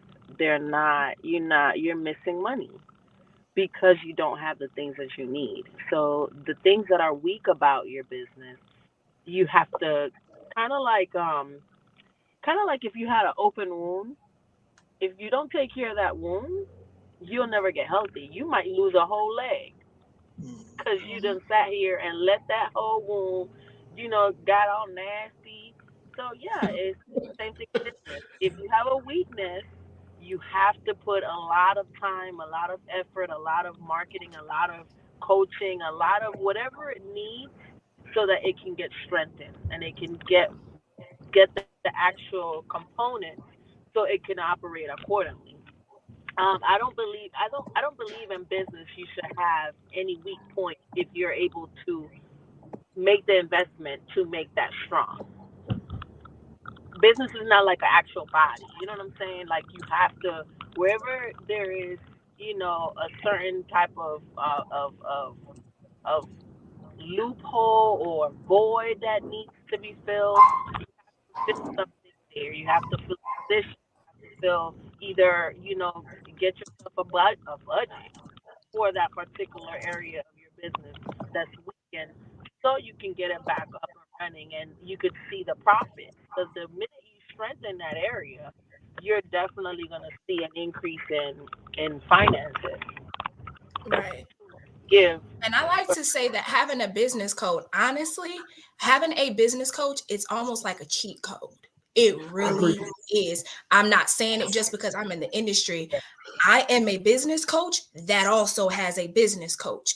And the growth that I have seen in my business from having someone keep me accountable, give me ideas that maybe I didn't have, help me out with creating my own systems, because it's been done before, but not by me. So having a system and having someone to help me with that process, it's a game changer, honestly. And again, not just as a business coach, but as a business owner that also has a business coach. The growth that I've seen since the time that I got my business coach, honestly, 10x from what I was doing before. Because before I was trial and error. Oh, that didn't work. Try something else. Oh, that didn't work. Try something else. The time, the energy, the frustration that I invested into that. Then from me being able to talk to someone who has the experience, ask them that question. Hey, this is what I'm thinking about doing. What do you think about that? And then your business coach is able to say, oh, well, have you thought about these things that can happen? Okay. Or maybe, hey, you've got these 3 ideas. This is the idea that I think is most viable. This is the idea that I think that you should research, more and take action on. And the time that saves, it's unbelievable. And that has helped me to increase my overall income. Because at the end of the day, the reason why people don't invest in things like a business coach, people always say, well, I'll get a business coach when I get some money. When I make X amount of dollars, that's when I will actually invest into that. But realistically, you're never going to see that number unless you get help. I'm just going to be completely honest. Whatever that number is for you, it's going to be very difficult for you to achieve that if you don't, like Sheila said early, having someone keeping you accountable. That alone, which is the thing. There are people who you can have as your accountability partner. And that's essentially one of the things that a coach does. They help to keep you accountable. If you were supposed to have completed this document or completed this form or added this to your website by Friday, I guarantee you are much more likely to get that done by Friday, knowing that you're going to have someone check, seeing where you're at with that. When it's just you, well, how you going to have a conversation with you? And hold you accountable. And I would push to say a life coach too, not because I am a synergy coach, but just because when you're starting a business, there's so much emotional management that's happening when you're making decisions and when you're holding yourself accountable and you're in new territory. So when your life is changing, right? Sometimes you don't know how to manage the emotions that come. And we have something called fight, or freeze, right? It is a primary thing that happens in the mind. It's just what the mind was created to do. It's going to either fight the situation, it's going to flight, which means I'm going to get up out of here, right? Or I'm going to freeze. I'm going to just stand and watch and just not do anything. This is a survival mechanism. And a lot of us are trying to move out of survival to success, which is why we're, building businesses and talking about legacy and, talking about generational wealth, because we're tired of surviving. But that is a mindset shift. That is an emotional shift. That is you actually stop doing some things, right? Learning how to stop some old behaviors and learning some new ways of being, right? In that same process. So, along with a business coach that's working on the business, there is some management of your life and relationships, and that also could be having to shift some conversations that have to be going on. A lot of businesses ain't happening, not because you don't want to do it, but because of how you thinking somebody else may feel about you starting this business or the time that's happening. So, these are the type of structures that we need to invest in. And remember, at the rate you invest in you in your business is the rate that your business is going to grow. And a part of you investing in you is investing in your business. And I sometimes I'm in awe at how many of us start businesses, but not willing to pay a dime to get a coach or to elevate our understanding of our product, or just want to pay pennies on a dime for pennies on our dime, but expecting other people to come in and invest in us. It's but like, where they do that at? Though, but they won't invest in their actual growth. I think that's so interesting. Yeah. And not even like in a judgment what they do that at, but for real, what they do that at. Like, this is the greatest return that you're going to get on your investment. Investing in you and how you think. Why? Because that will never get stolen. Your business gets shut down, right. But what you're going to learn in the process, that product may not go the way you learn, but when you learn a process, that's transferable knowledge. You could take that now and tuck that under another product and another product and another product. How you learn how to manage your emotions, you could take that from one relationship to another relationship to another relationship. So this never can be lost or stolen. It can only be transferred like energy. Man, a lot of great gems there, man. Some of the most successful CEOs that I know, they all have coaches. They all have them. Very few of them don't. That's actually what's interesting that people don't say. They talk about, just a couple. I know some that realistically, the top income earners have a mentor. They may not call it a quote unquote coach, but they have a mentor. There are very few people who. So if all the accountability partners have it, maybe there's a commonality there. I'm just saying, if this is what all investing in hundreds of $1,000s mastermind groups that they go to, like every 6 months where Absolutely. they are in masterminding with other thinkers and they're paying hundreds of thousands of dollars to go collaborate with other thinkers. You know what I mean? Right. And I will say this, because this is not just getting on the people like, oh, I haven't invested in the coach. This is not just, I had to make that mindset shift because I was of the mindset. I know everything and then some when it comes to business, but I didn't want to keep having that emotional stress dealing with my business. Like, it's like, okay, well, it's got to be a simpler way. And the time that I invested, like, it's just got to be a simpler way. I had to make the mind shift of, I've got to do it myself. I've got to figure it out. You know enough. You can just do this yourself.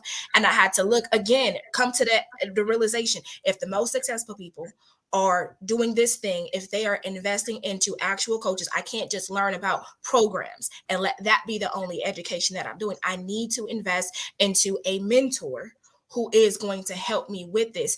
And conversely, as Sheila was saying, investing into someone on the emotional side, I never thought about that. But what I've learned is when it comes to emotions, it's almost like a bowl, right? You got a bowl. The bowl can only hold but so much. That's with your emotions. So a lot of times you may very well have that bowl filled with these outside emotions. So when it comes to your business, you are very short-tempered. You are very stressed out. You are very overwhelmed, but it's because you got this other emotional stuff going on. When you remove that emotional stuff, well, now you do have more time for your business. Now you are willing to stay that extra hour. Now you do have the emotional capacity to go out to this networking event or attend this podcast in order for you to be able to help your business be successful, because that stuff vice versa. Or now you're not filling your bowl with your business. Now you got time to spend with your wife or your mate, or you got time now to spend with your kids because you're not overfilling your cup with your business. And now you're not coming home to a wife or a mate, or, you know, you got time for personal relationships. Because sometimes as entrepreneurs, like, beat it in, you know, but you can't sacrifice your personal life, right? Because you're filling your business up because you don't know how to, now you just shutting everybody off, you know, because that's not healthy either. But that's why I got this term. Kind of went down the lane. No, it's all good. But that's why I got this term. We had this term called work hard and play hard, right? Play harder, right?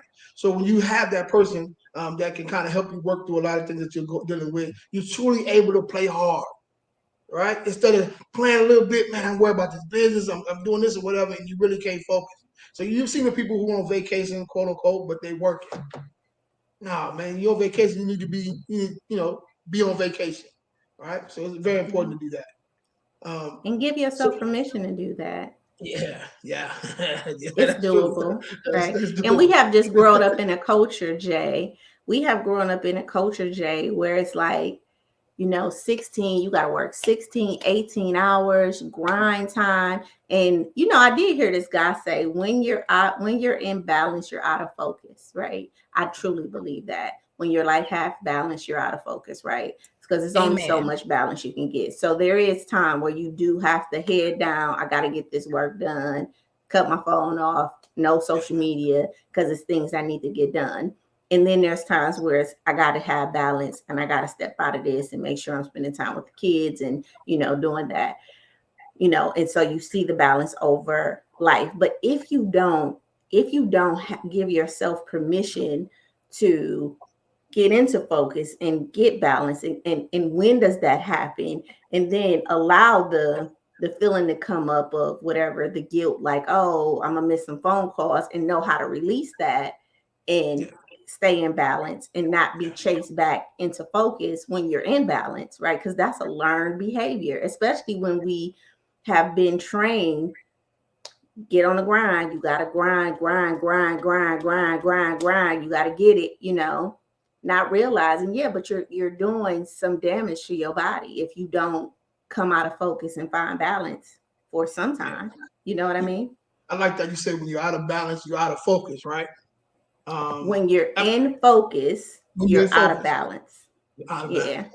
I think that was Myron Goldman said that when you're in focus, you're out of balance. And when you're in balance, you're out of focus, right? So, you know, his thing was that you can't have both. So you can't be like all focused and then feel like you're in balance. And so sometimes we have this guilt around, grinding. Yeah, there is a time and a season for grinding. You know what I mean? But there is also a time where you got to find balance, where you have to come out of focus, right? It's blurry over there. I don't really know what's going on in the business because I'm focusing on my health and finding balance with my family and, reconnecting with friends and loved ones and things like that. So my business is kind of out of focus at that time. You know what I mean? Now, when I'm in focus in my business, I may not have balance in my family or you know what I mean? So that may be something that, I may be, not sleeping as much as I should or whatever, because I got some deadlines that I got to meet. But how do we do that in a functional way where, I don't have, you're not getting burned out. Burned out. Right. But again, it's a culture that's perpetuating that's saying that that's how you got to live and that's how you got to get it. And it's so many of us getting it and living it like that, but still broke. So that can't be the way. They got that saying that, we sleep when we die. When we dead, we'll sleep, and all that nonsense. Man, you'll get you some sleep when you really be dead, right? So get you some sleep. Yeah. So here's, I need the dictionary skills that you have. Miss Sheila, you got it? So what is the difference between the board of advisors and the board of directors? What? Direction? Did I spell it right? I can't see it here. Difference. Directors. What's the difference, guys? Well, so I'm big enough to say I don't know. So I'm going to let Sheila Google this one. That's a dictionary right there. So I can share a little bit, of what. Okay, go ahead. Board of advisors is basically maybe a compound of maybe 2-3 people that you have there that you get maybe strategies for budget. What is it that you need advice in growing the business, where you want to see it 5 years, 10 years, 20 years. Then your board of directors is actually an appointed amount of people that are part of your partnership, that's a part of your, legalized part of your business setup. And they're actually a part of your state regulated paperwork, legalized papers.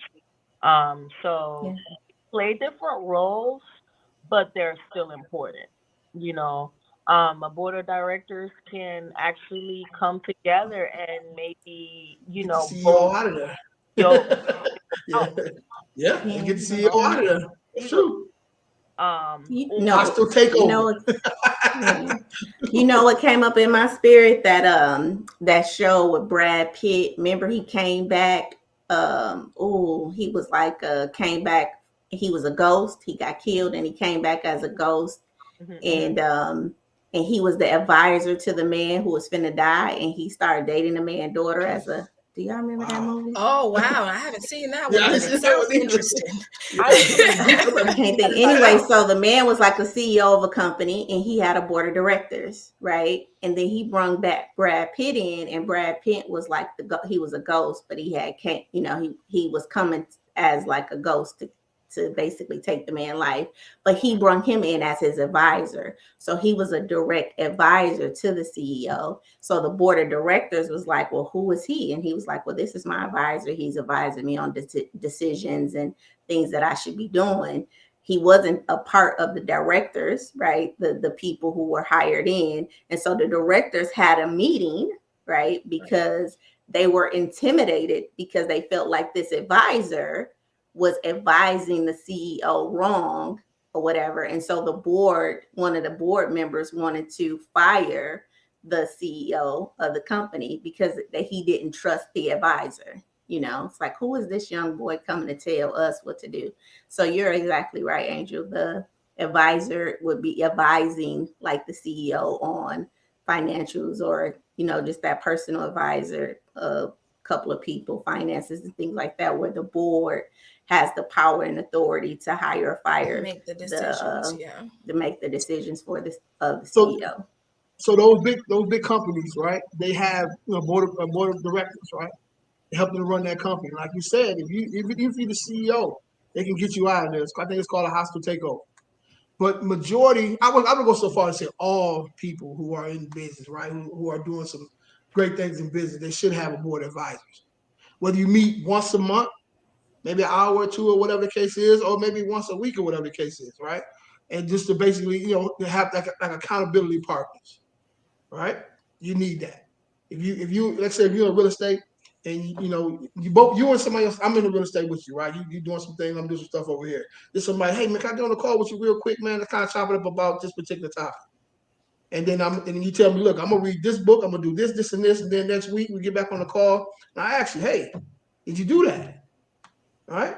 And you tell me no, I'm like, man, you tripping. You need to get on it immediately, man. What you got going on in your next couple of days? We need to block that out to get on this because this is important. This is gonna get your business to that next level. You need a person like that in business, man, to be able to help you. So an advisor definitely is key. It's key. Yeah. Absolutely. The name of the movie was Meet Joe Black, one of my favorites. Meet Joe Black. Yeah. Good movie. That's funny. That's the first time everybody started taking notes. Like, we got. That's not a good movie, though. As soon as she said it, everybody was like, "What?" So, Yeah. So me, I out, honey, because we're gonna go watch that movie again. Yeah. Mhm. It's a good movie. So this is important, man. Get your board of advisors, man. Get your group of your guys together if you guys are in business doing the same thing or whatever. Just to have somebody to hold you accountable. It's important to do that.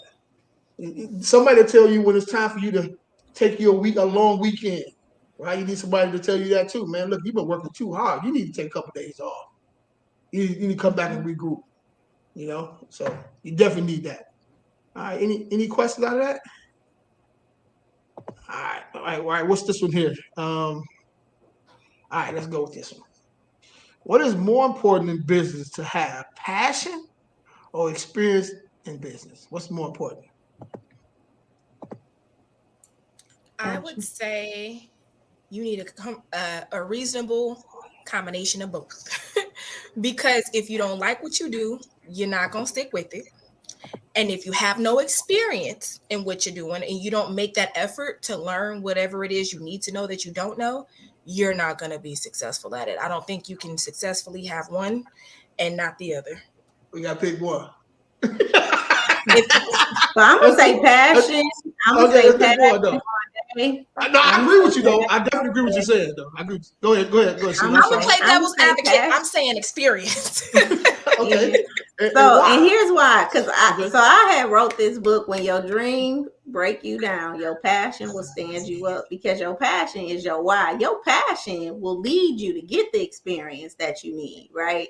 Like if I really want to do this thing, I'm going to go get the experience. I'm going to go hire the coach. I'm going to go volunteer. I'm going to run some free coaching sessions, right? I'm going to go get the experience. I may go volunteer, on the side, like have a job over here, but I may do free content if I want to get the experience because I'm passionate about, creating content or whatever. But if I got the experience, but I ain't really passionate about it, it's like, I want to do it, but, when we see a lot of people who are very experienced in things, but they don't have a desire. They don't have like the passion. And to me, passion is the opposite side of anger. It's like, I hate that. Like I hate, So for me, aesthetics. I'm not a content creator, but I am definitely an aesthetics girl, right? I'm passionate about it. Like I like my deliverables to look a certain way. Like I love that, the way my office looks or whatever. I'm passionate about that because I get so irritated when people just throw things together and like expect you to just accept that. Like, did you even read this over? Did you even care about what I was going to think, right? So to me, passion is on the other side of anger. It's that thing that just irritates you so much. If people always say, like, what you passionate about? Well, what get on your nerves so bad? You absolutely hate it. On the other side of that is where your passion lies, And if you really want to find your passion, the thing you just gets under your skin, that's where your passion is, right? And if you can find a way to channel that and, get some experience under that, oh, you a beast in the game, because you have a why now. And your why is because I just absolutely dislike this. It just irks me. For me, becoming a synergy coach, people say, why did you step away from therapy? I absolutely dislike talking about the past and not giving a person the way that they can build their future life that they deserve. I absolutely hated seeing people being stuck under a diagnosis and feeling like, because this happened to me, my life could never change. Use a lie. That is not true, right? So that is my passion. And it was like, but as a therapist, like, I can't say that, you know what I mean? Like, so how do I now take my experience of meeting with people that was being diagnosed or working as a college counselor and seeing people stuck, you know what I mean? And now change that narrative, or help them change that narrative and move that energy into their life, right? I'm very passionate about moving people forward, because it was just irritating me. Like, no, you can have the life you want, right? You can do that, because it irritated me so much that people was just giving up on their life because of, because this trauma had happened to them, or because this thing had happened to them in their past, that they felt like they had no way to create their future, And I'm like, no, we gonna do it. If you can shape it in your mind, you can have it in your life. And I'm gonna help you shape it in your mind so you can have it in your life. Now, that's gonna take some work, but we gonna do this. Absolutely. So opposing counsel, you said experience. I'm sorry. I'm passionate about that. Hey, I like that though. I like He is the yin to my yin. Here's what it looks like on the business side. We're gonna see who's right in this situation, right? I don't know if I want to get now. It's like double dutch. So I'm gonna be honest with you. Like, even though a person can have experience, what about the person that has experience but they get burned out? You have to have passion in order to be successful. Like, here's what I say. Let's hit the other side first, and we'll break it down. On the business development side, remember how we started this whole podcast and this conversation? We talked about having to put your customer first, right? So when you have people who are so passionate, like, this is my baby, this is my thing, they tend to get hyper emotional and not want to change, not want to take constructive criticism, not want to take not even constructive critic, but feedback, because this is my passion, this is my baby, this is my thing.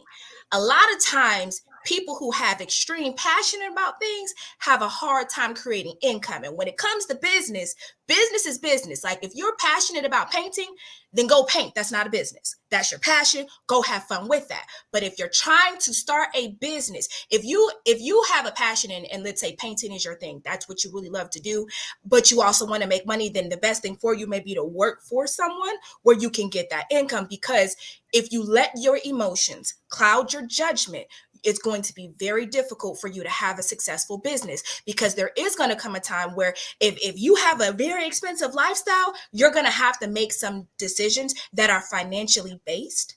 And it's going to be very difficult for you to make them when you're really emotional about this thing. When it comes to business, you can have, like, you think the people who sell socks are passionate about socks? No, they're passionate about living their life, right? But where their business funds their lifestyle. And that's where they're able to explore their different passions. Because I don't think people are necessarily even passionate about one particular thing. It's your likes, your wants, your desires, and being honest about what your likes and your wants and your desires. Making socks ain't it. Owning a business may be it, but making socks ain't it. Owning a laundromat, those non-sexy businesses, the people who are most successful at those things, usually they don't even know how to really do. Like, how many times do you see like a CEO or owner of a company? It's like, this is massive, but how do you not know how any of this goes? Because they're good at business and they're able to put people in the place where they need to be and their passions are explored elsewhere. So that's the only reason why I say you have to have that little bit of experience or not even a little bit of experience. You have to be conscious and focused on that experience. For whatever you don't have, hire someone else. Like if this is your passion and you know that you as an individual tend to get overly emotional about things, you need to hire someone who can take over that part of it, because there will come times where you need to make decisions for your business that are going to conflict with your passion. It just is what it is. I love design work. I absolutely love design work. I could sit here, design work and research. I could sit here all day, create forms, create graphics, and they will look beautiful. They will look phenomenal. I done spent 3 days working on this thing, and I got other stuff that I need to do. So and that's what I was mentioning earlier, like just because it's the thing that I really like to do as a business person, I'm going to have to outsource that. And if you're truly, I feel like if you're truly passionate about it, then you don't care whether you get paid for it or not. So that doesn't necessarily need to be a business. So that's my devil's advocate side, because baby, the conversations with the passionate can be heated. I'll say that. Okay. But I think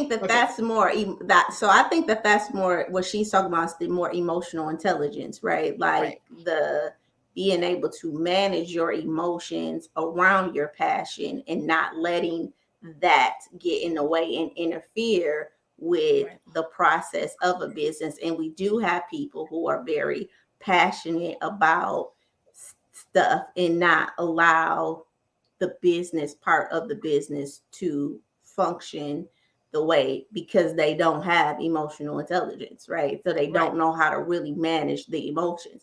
But like I told y'all, I told her, because I'm so passionate, I'm like, oh, we can do this, girl. We finna stay. The emotional have to be brought back. The emotional. And I'm like, oh, okay, right? Like, so I'm like, okay, let's. That's what made me say both. Right? You have to have both, because the passion will get you going, but you have to like have some level, like you said. So my problem is not enough people know emotional intelligence, which is why I stress that idea of business coach, but like a life coach is legitimately a thing, because emotional intelligence, just like how we're not taught about entrepreneurship, we're also not taught emotional intelligence.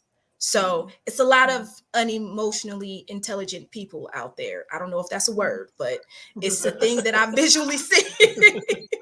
Yeah, but I know a lot of people with a lot of experience, Miss Lachey, and I just feel like they can just walk away. I mean, they just don't have which is why you may have, socks is you use the example socks, and socks is only because he said the word business. If we're talking about in life, but specifically in business, because the best business. But socks is a necessity. So a business owner who has a company that's socks, like if I have experience making socks, but it's not my passion, but socks is a necessity. So anybody can pick up and go, but a lot of you can go. There's a lot of people who sell socks and come out of business and go out of business. But the unique thing about entrepreneurship, once you get to a certain level, like corporate, right? Once you get to corporate level or mass production level, you're not in what we call this sweet spot of entrepreneurship, which is kind of like birthing a baby. Like it's this kind of contracting, like you got to go through this dilation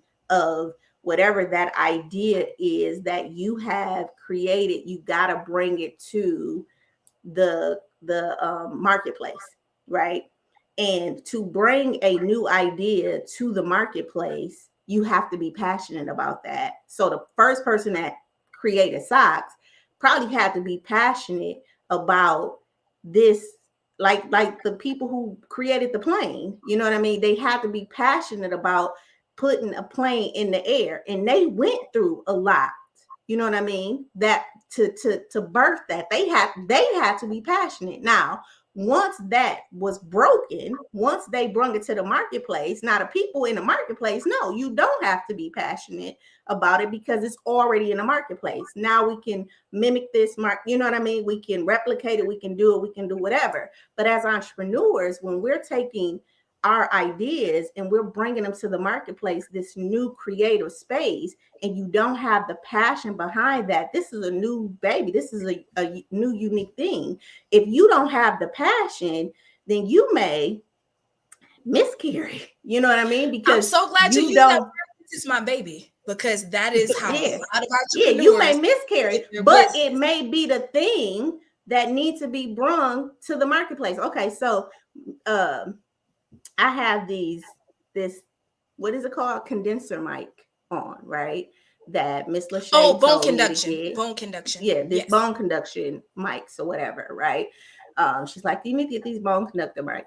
So they're on the marketplace now, but somebody came up with the idea from whatever the old big phones were, like, oh, I need to create, and that person's why, you know, whoever the first person was that created that needed to be passionate enough or have a why to birth the first bone conductor mic, right? You know what I mean? Which is why we talk about a Steve Jobs, or the first person to bring, you know, that the phone or the idea that we could communicate this thing. He was the first person to bring that to the market. Once it's to the market, no, we can now talk about, you know, distribution, or, you know, it being, you know, we don't have to have a passion because it's already here. But if you have an idea that you feel like needs to be, like Keita, I have a friend, Keita Swanson, I think. So she has an idea. It's called dripwear, right? Where it's for African-American women, or it could be for anybody, male, females. And it's a coat that is a towel for your hair. So you know how we go wash our hair, and you know, and how the towel falls off, and you know, you can't really wash it or whatever, right? So she made a product. She made like a coat that you button up, and you know, you wash your hair with it, you take it, it's got the combs and stuff. She's gonna bring this product to market, right? It's nothing like this product ever created for us.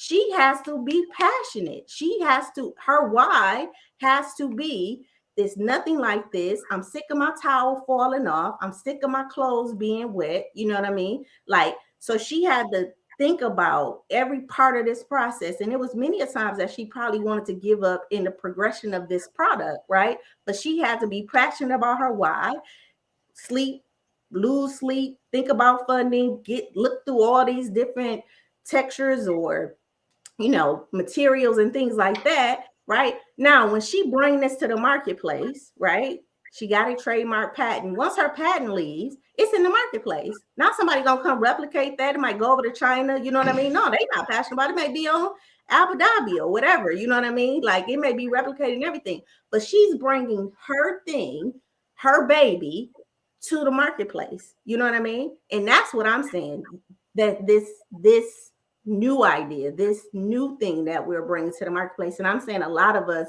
don't bring our ideas to the marketplace because we don't have enough passion under it, you know. So that's what I want to add to that. And it's your main that was based off her experience. But if she didn't have the passion, would she have brung it? So that's, I want to go back to the part you were saying, emotional intelligence, and why that's so important. Because what happens with people, they have the passion, they're very excited. When they bring it to the market, they think it's a fabulous idea and it doesn't do very well, they feel personally rejected. And that can put them into a place of retreat. Or they're so passionate about it, they're waiting for perfectionism takes over, and they're waiting to get it just perfect. So they never actually take action. Like my mom, amazing cook. She's completely fabulous at it. She wants a restaurant. She's wanted a restaurant for years. My dad has no passion whatsoever, opened up a restaurant because he's got the experience in business. Because she's sitting in this emotional state where she wants it to be perfect. My menu has to be amazing. He's opened up a restaurant, a beauty shop, like all these random things. But here, this person who has amazing experience. Technically, she does have experience, but she's super passionate about it. But her passion leads to perfectionism. So she never does what she needs to with this. So emotional, like, you need passion, emotionally intelligent, passion. So Mrs. Jordan, we heard both sides of this one, right? I think this was a good topic, though, right?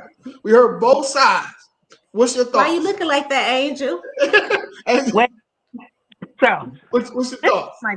This is my thing. I think that when you brought the question up, Jay, I didn't think you were like, okay, let's see what they're gonna say. But now I'm thinking like there's different levels to that question, passion and It is. business. It is. Reason why It I is. say that is because we have to think about it like this.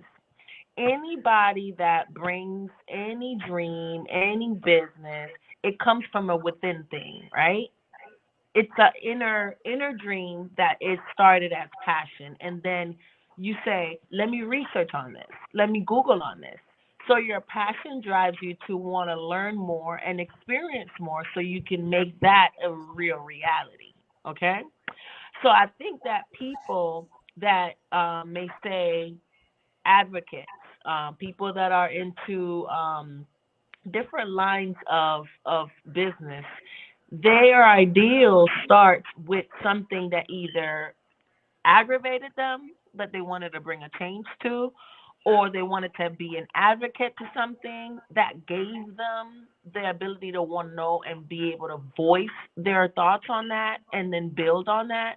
But all of that derived from some way, somehow being passion first. Because even for socks, a person might be like, okay, socks is not a big deal to one, but there's people that's passionate about wearing socks because they could put different colors to socks, different art to socks. So I believe that the person that starts this business, not everybody, like, okay, a trucking business. I'm starting a trucking business not because necessarily is I'm passionate about trucks. I'm passionate about the money that comes from trucks, right? And I'm passionate about the logistics that come from trucks. So, I said, okay, I like this system. This system is so good. It's an A system. It's going to work. Let me go ahead and fuel my fire because that could be generational wealth. So my passion behind that is what? Wealth, not trucks, because the maintenance is crazy. There's a lot of things that come with trucking. The insurance alone is hella money. So I'm not passionate about that part, but I'm passionate about the longevity that it gives me, my family, and how many trucks I can add.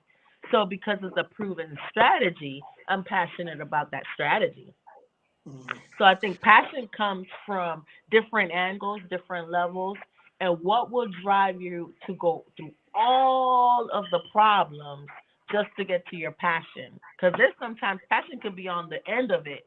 It might not be at the beginning. I think that's a good point. It depends on where you're talking about the passion too. Because like you say, it can, like what I said with the socks. Socks are not sexy. You're doing it because it's a necessity that can make you money. And versus is the passion about the thing that you do or you sell? Because I think that I agree with her. That does make a difference because again, you can have all the passion in the world. And in a lot of cases, when I see people, not every passion, not every hobby, not everything you love is a business. That's Like right. they're not always the same thing.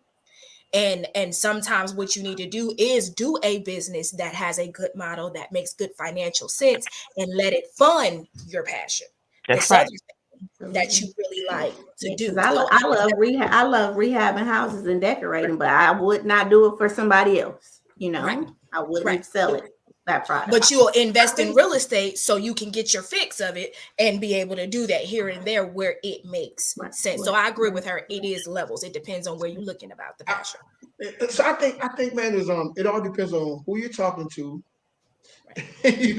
right, and where they're at, right? Because if you're talking to a person who's an investor, he's not thinking about no passion at all. He's thinking about turning over his money. Right, so you need somebody who has experience to do what he needs to get done for him to get his money. Now, if you talk about a person who just like when I first got into real estate, I didn't know anything about real estate. I didn't have no money to invest in real estate, so I had to rely on my passion to get me to the point to where I can get into real estate, right? Using my hustle and all that type of stuff. So it depends on where you at. Wow, I couldn't really pick one in that situation. If I had to, I would say passion first for me. Because that's where I came from. I had to have that. Coming in this game, I'm in right to the day. But if I had money off top, it would be experience. I want somebody who has experience, right, to do whatever I need to get done. Like right now, where I'm at right now, I would say, I say when I first started, right, there was so many things that I went through that if I didn't have passion, I'd have flaked away. Right. I'd have flaked away. It would have never. I was up at night, late at night, reading books, looking at YouTube videos. all these different things I had to do. So I had to have passion. And part of my passion was, people talk about when you get into business, you need to have your why. My passion was tied into my why, right? So it was like, I got to do this so my kids will be okay. So I made that my passion. Okay, this is the way I need to go to get my kids to where they need to be. Real estate is now my passion. Now, what I need to do from this point going forward. You know what I'm saying? So it's both. I don't think you can really take one from the other. But if you just told me I had to pick one, it would be passion. Right? So, but this. Hey, listen, let me tell y'all something. This was deep. That was This kind was of deep. I was trying to figure out how y'all was gonna do this and what angle y'all was gonna take this, and y'all did a phenomenal job. Y'all did a phenomenal job. And she really unlocked it when she said it. It's really multi-layered. There's so many things that you can throw in there to change it up, man. You know, so yeah, that was pretty cool. That was pretty cool. No, and I think it is. I said. Say it again. I was saying from Miss Sheila and from Lachey, because you guys were both passionate about both. Yeah. Right, that's what I said. So she's the yin to my yang. Because I'm telling you now, these passionate entrepreneurs have to have several seats sometimes.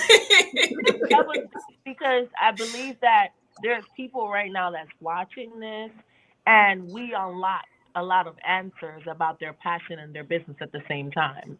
Because so many people want to start business, but they're like, okay, what I'm passionate about ain't gonna make me money because, you know, how many people I have to take to do a piano lesson, you know, unless you really, you know, people are paying $10, $20 an hour, but that don't turn over.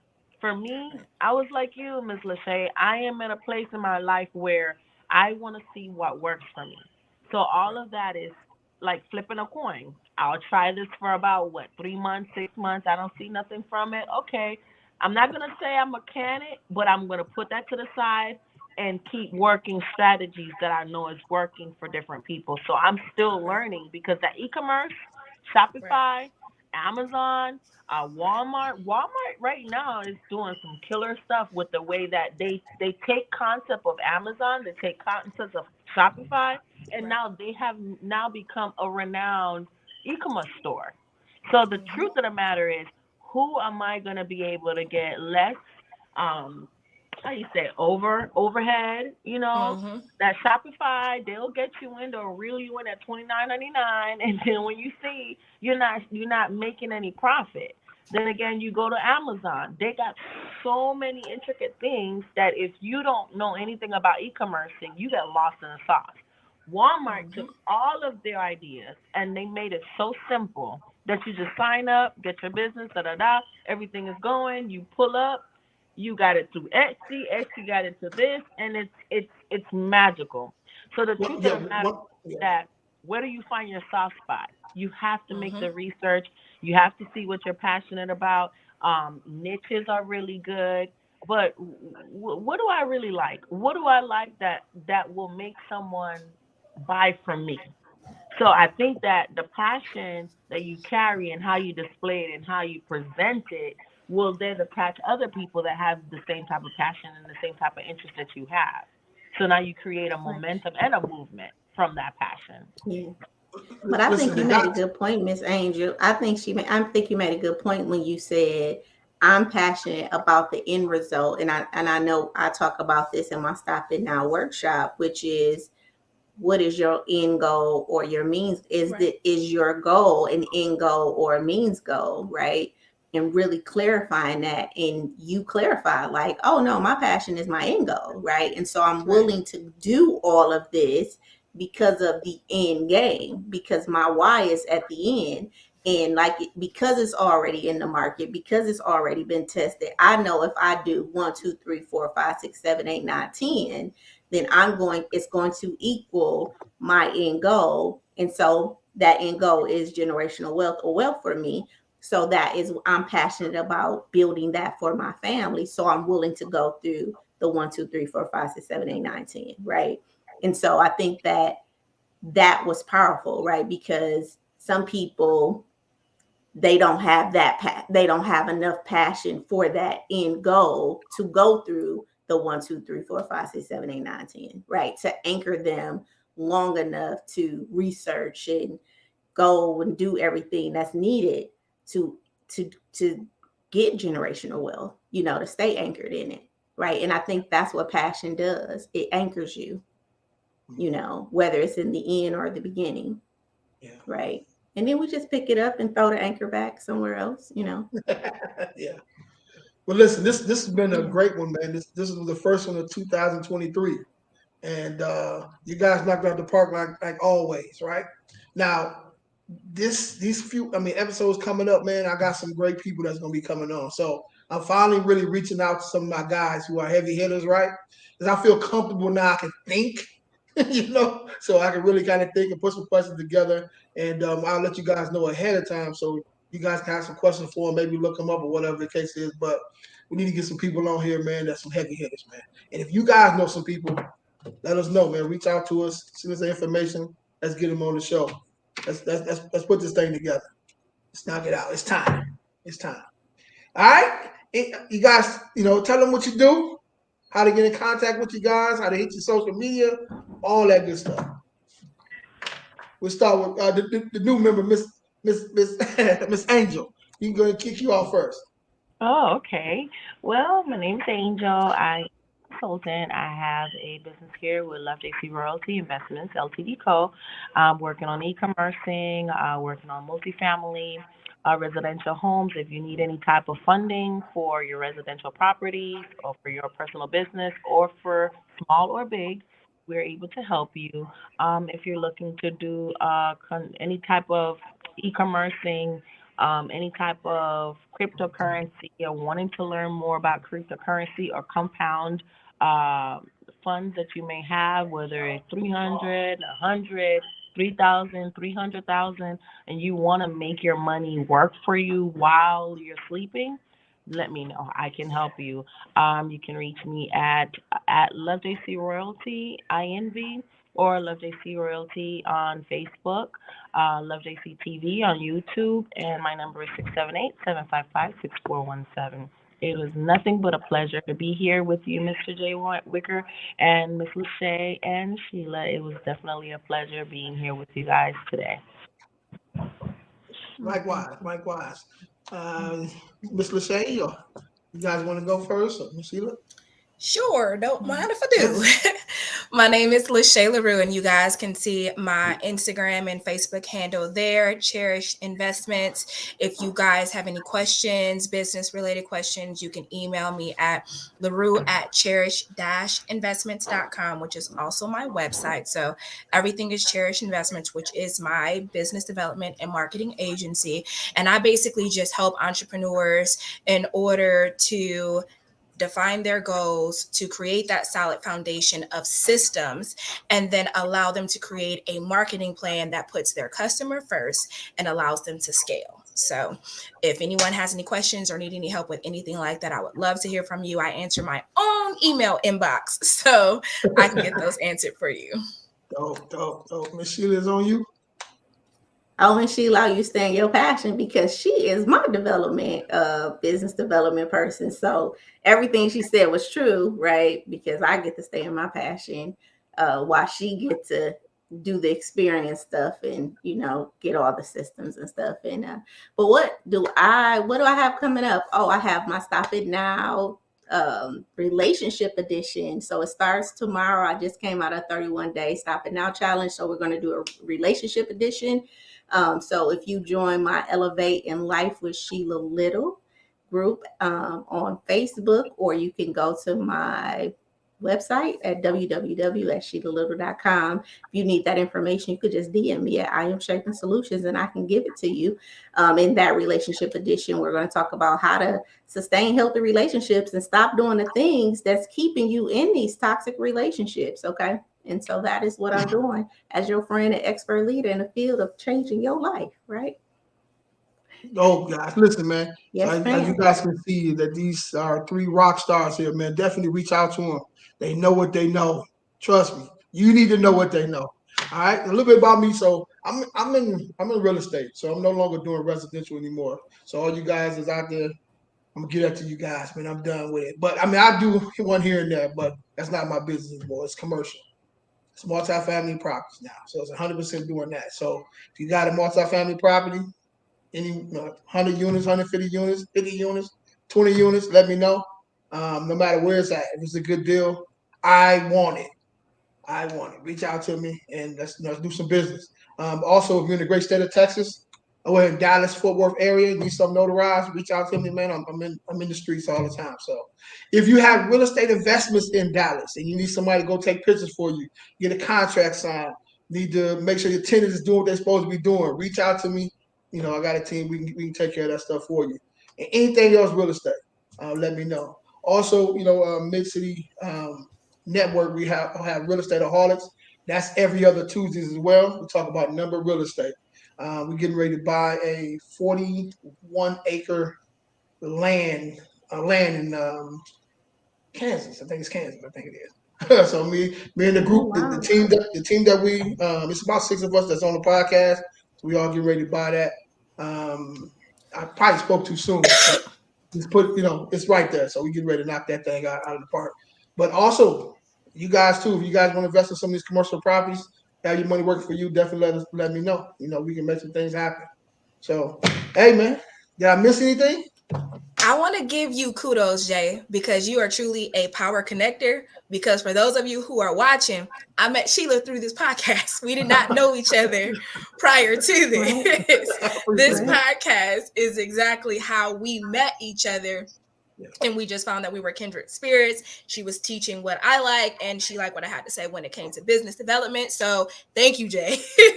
Thank you, because you definitely put together a good network for that. I want to be the person that connects people. I'm a connector. That's my gift, right? And I know a lot of people. So you guys gonna start seeing people coming and going through this podcast, man. You gotta reach out to these guys, man, on social media. You know what I'm saying? Hit them up, email them, or whatever the case is, and build your network as well. We all one person away from being truly successful, right? You got a network of people. I got a network. All you guys do.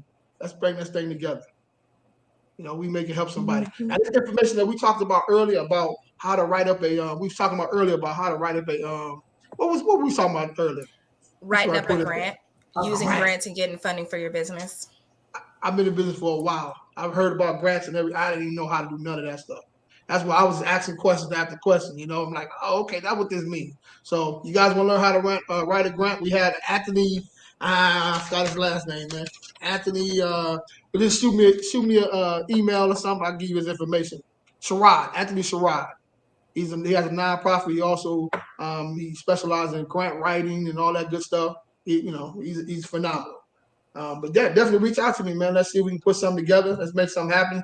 But 2023 is the year, not because it just turned to 2023 and everybody say that. It's action time. It's action time. And I'm thinking now, you mean to tell me I got a clear head? Let's go, man. I'm so proud of you, Jay. Hey, I appreciate that, man. I salute you guys, man. Stay on for a few minutes before we jump off, man. All right, world. 2 weeks, man. Every second Tuesday? Well, in 2 weeks, right? We jump back on this thing, man. All right. All right. Hey, let me tell you this too before we got the call, man. Miss Danielle, we miss you today. I know you say you got some things going on. Salute to you, man. Your business that you got going on. Keep killing it. Keep killing it, Miss Danielle. All right. Peace. Peace.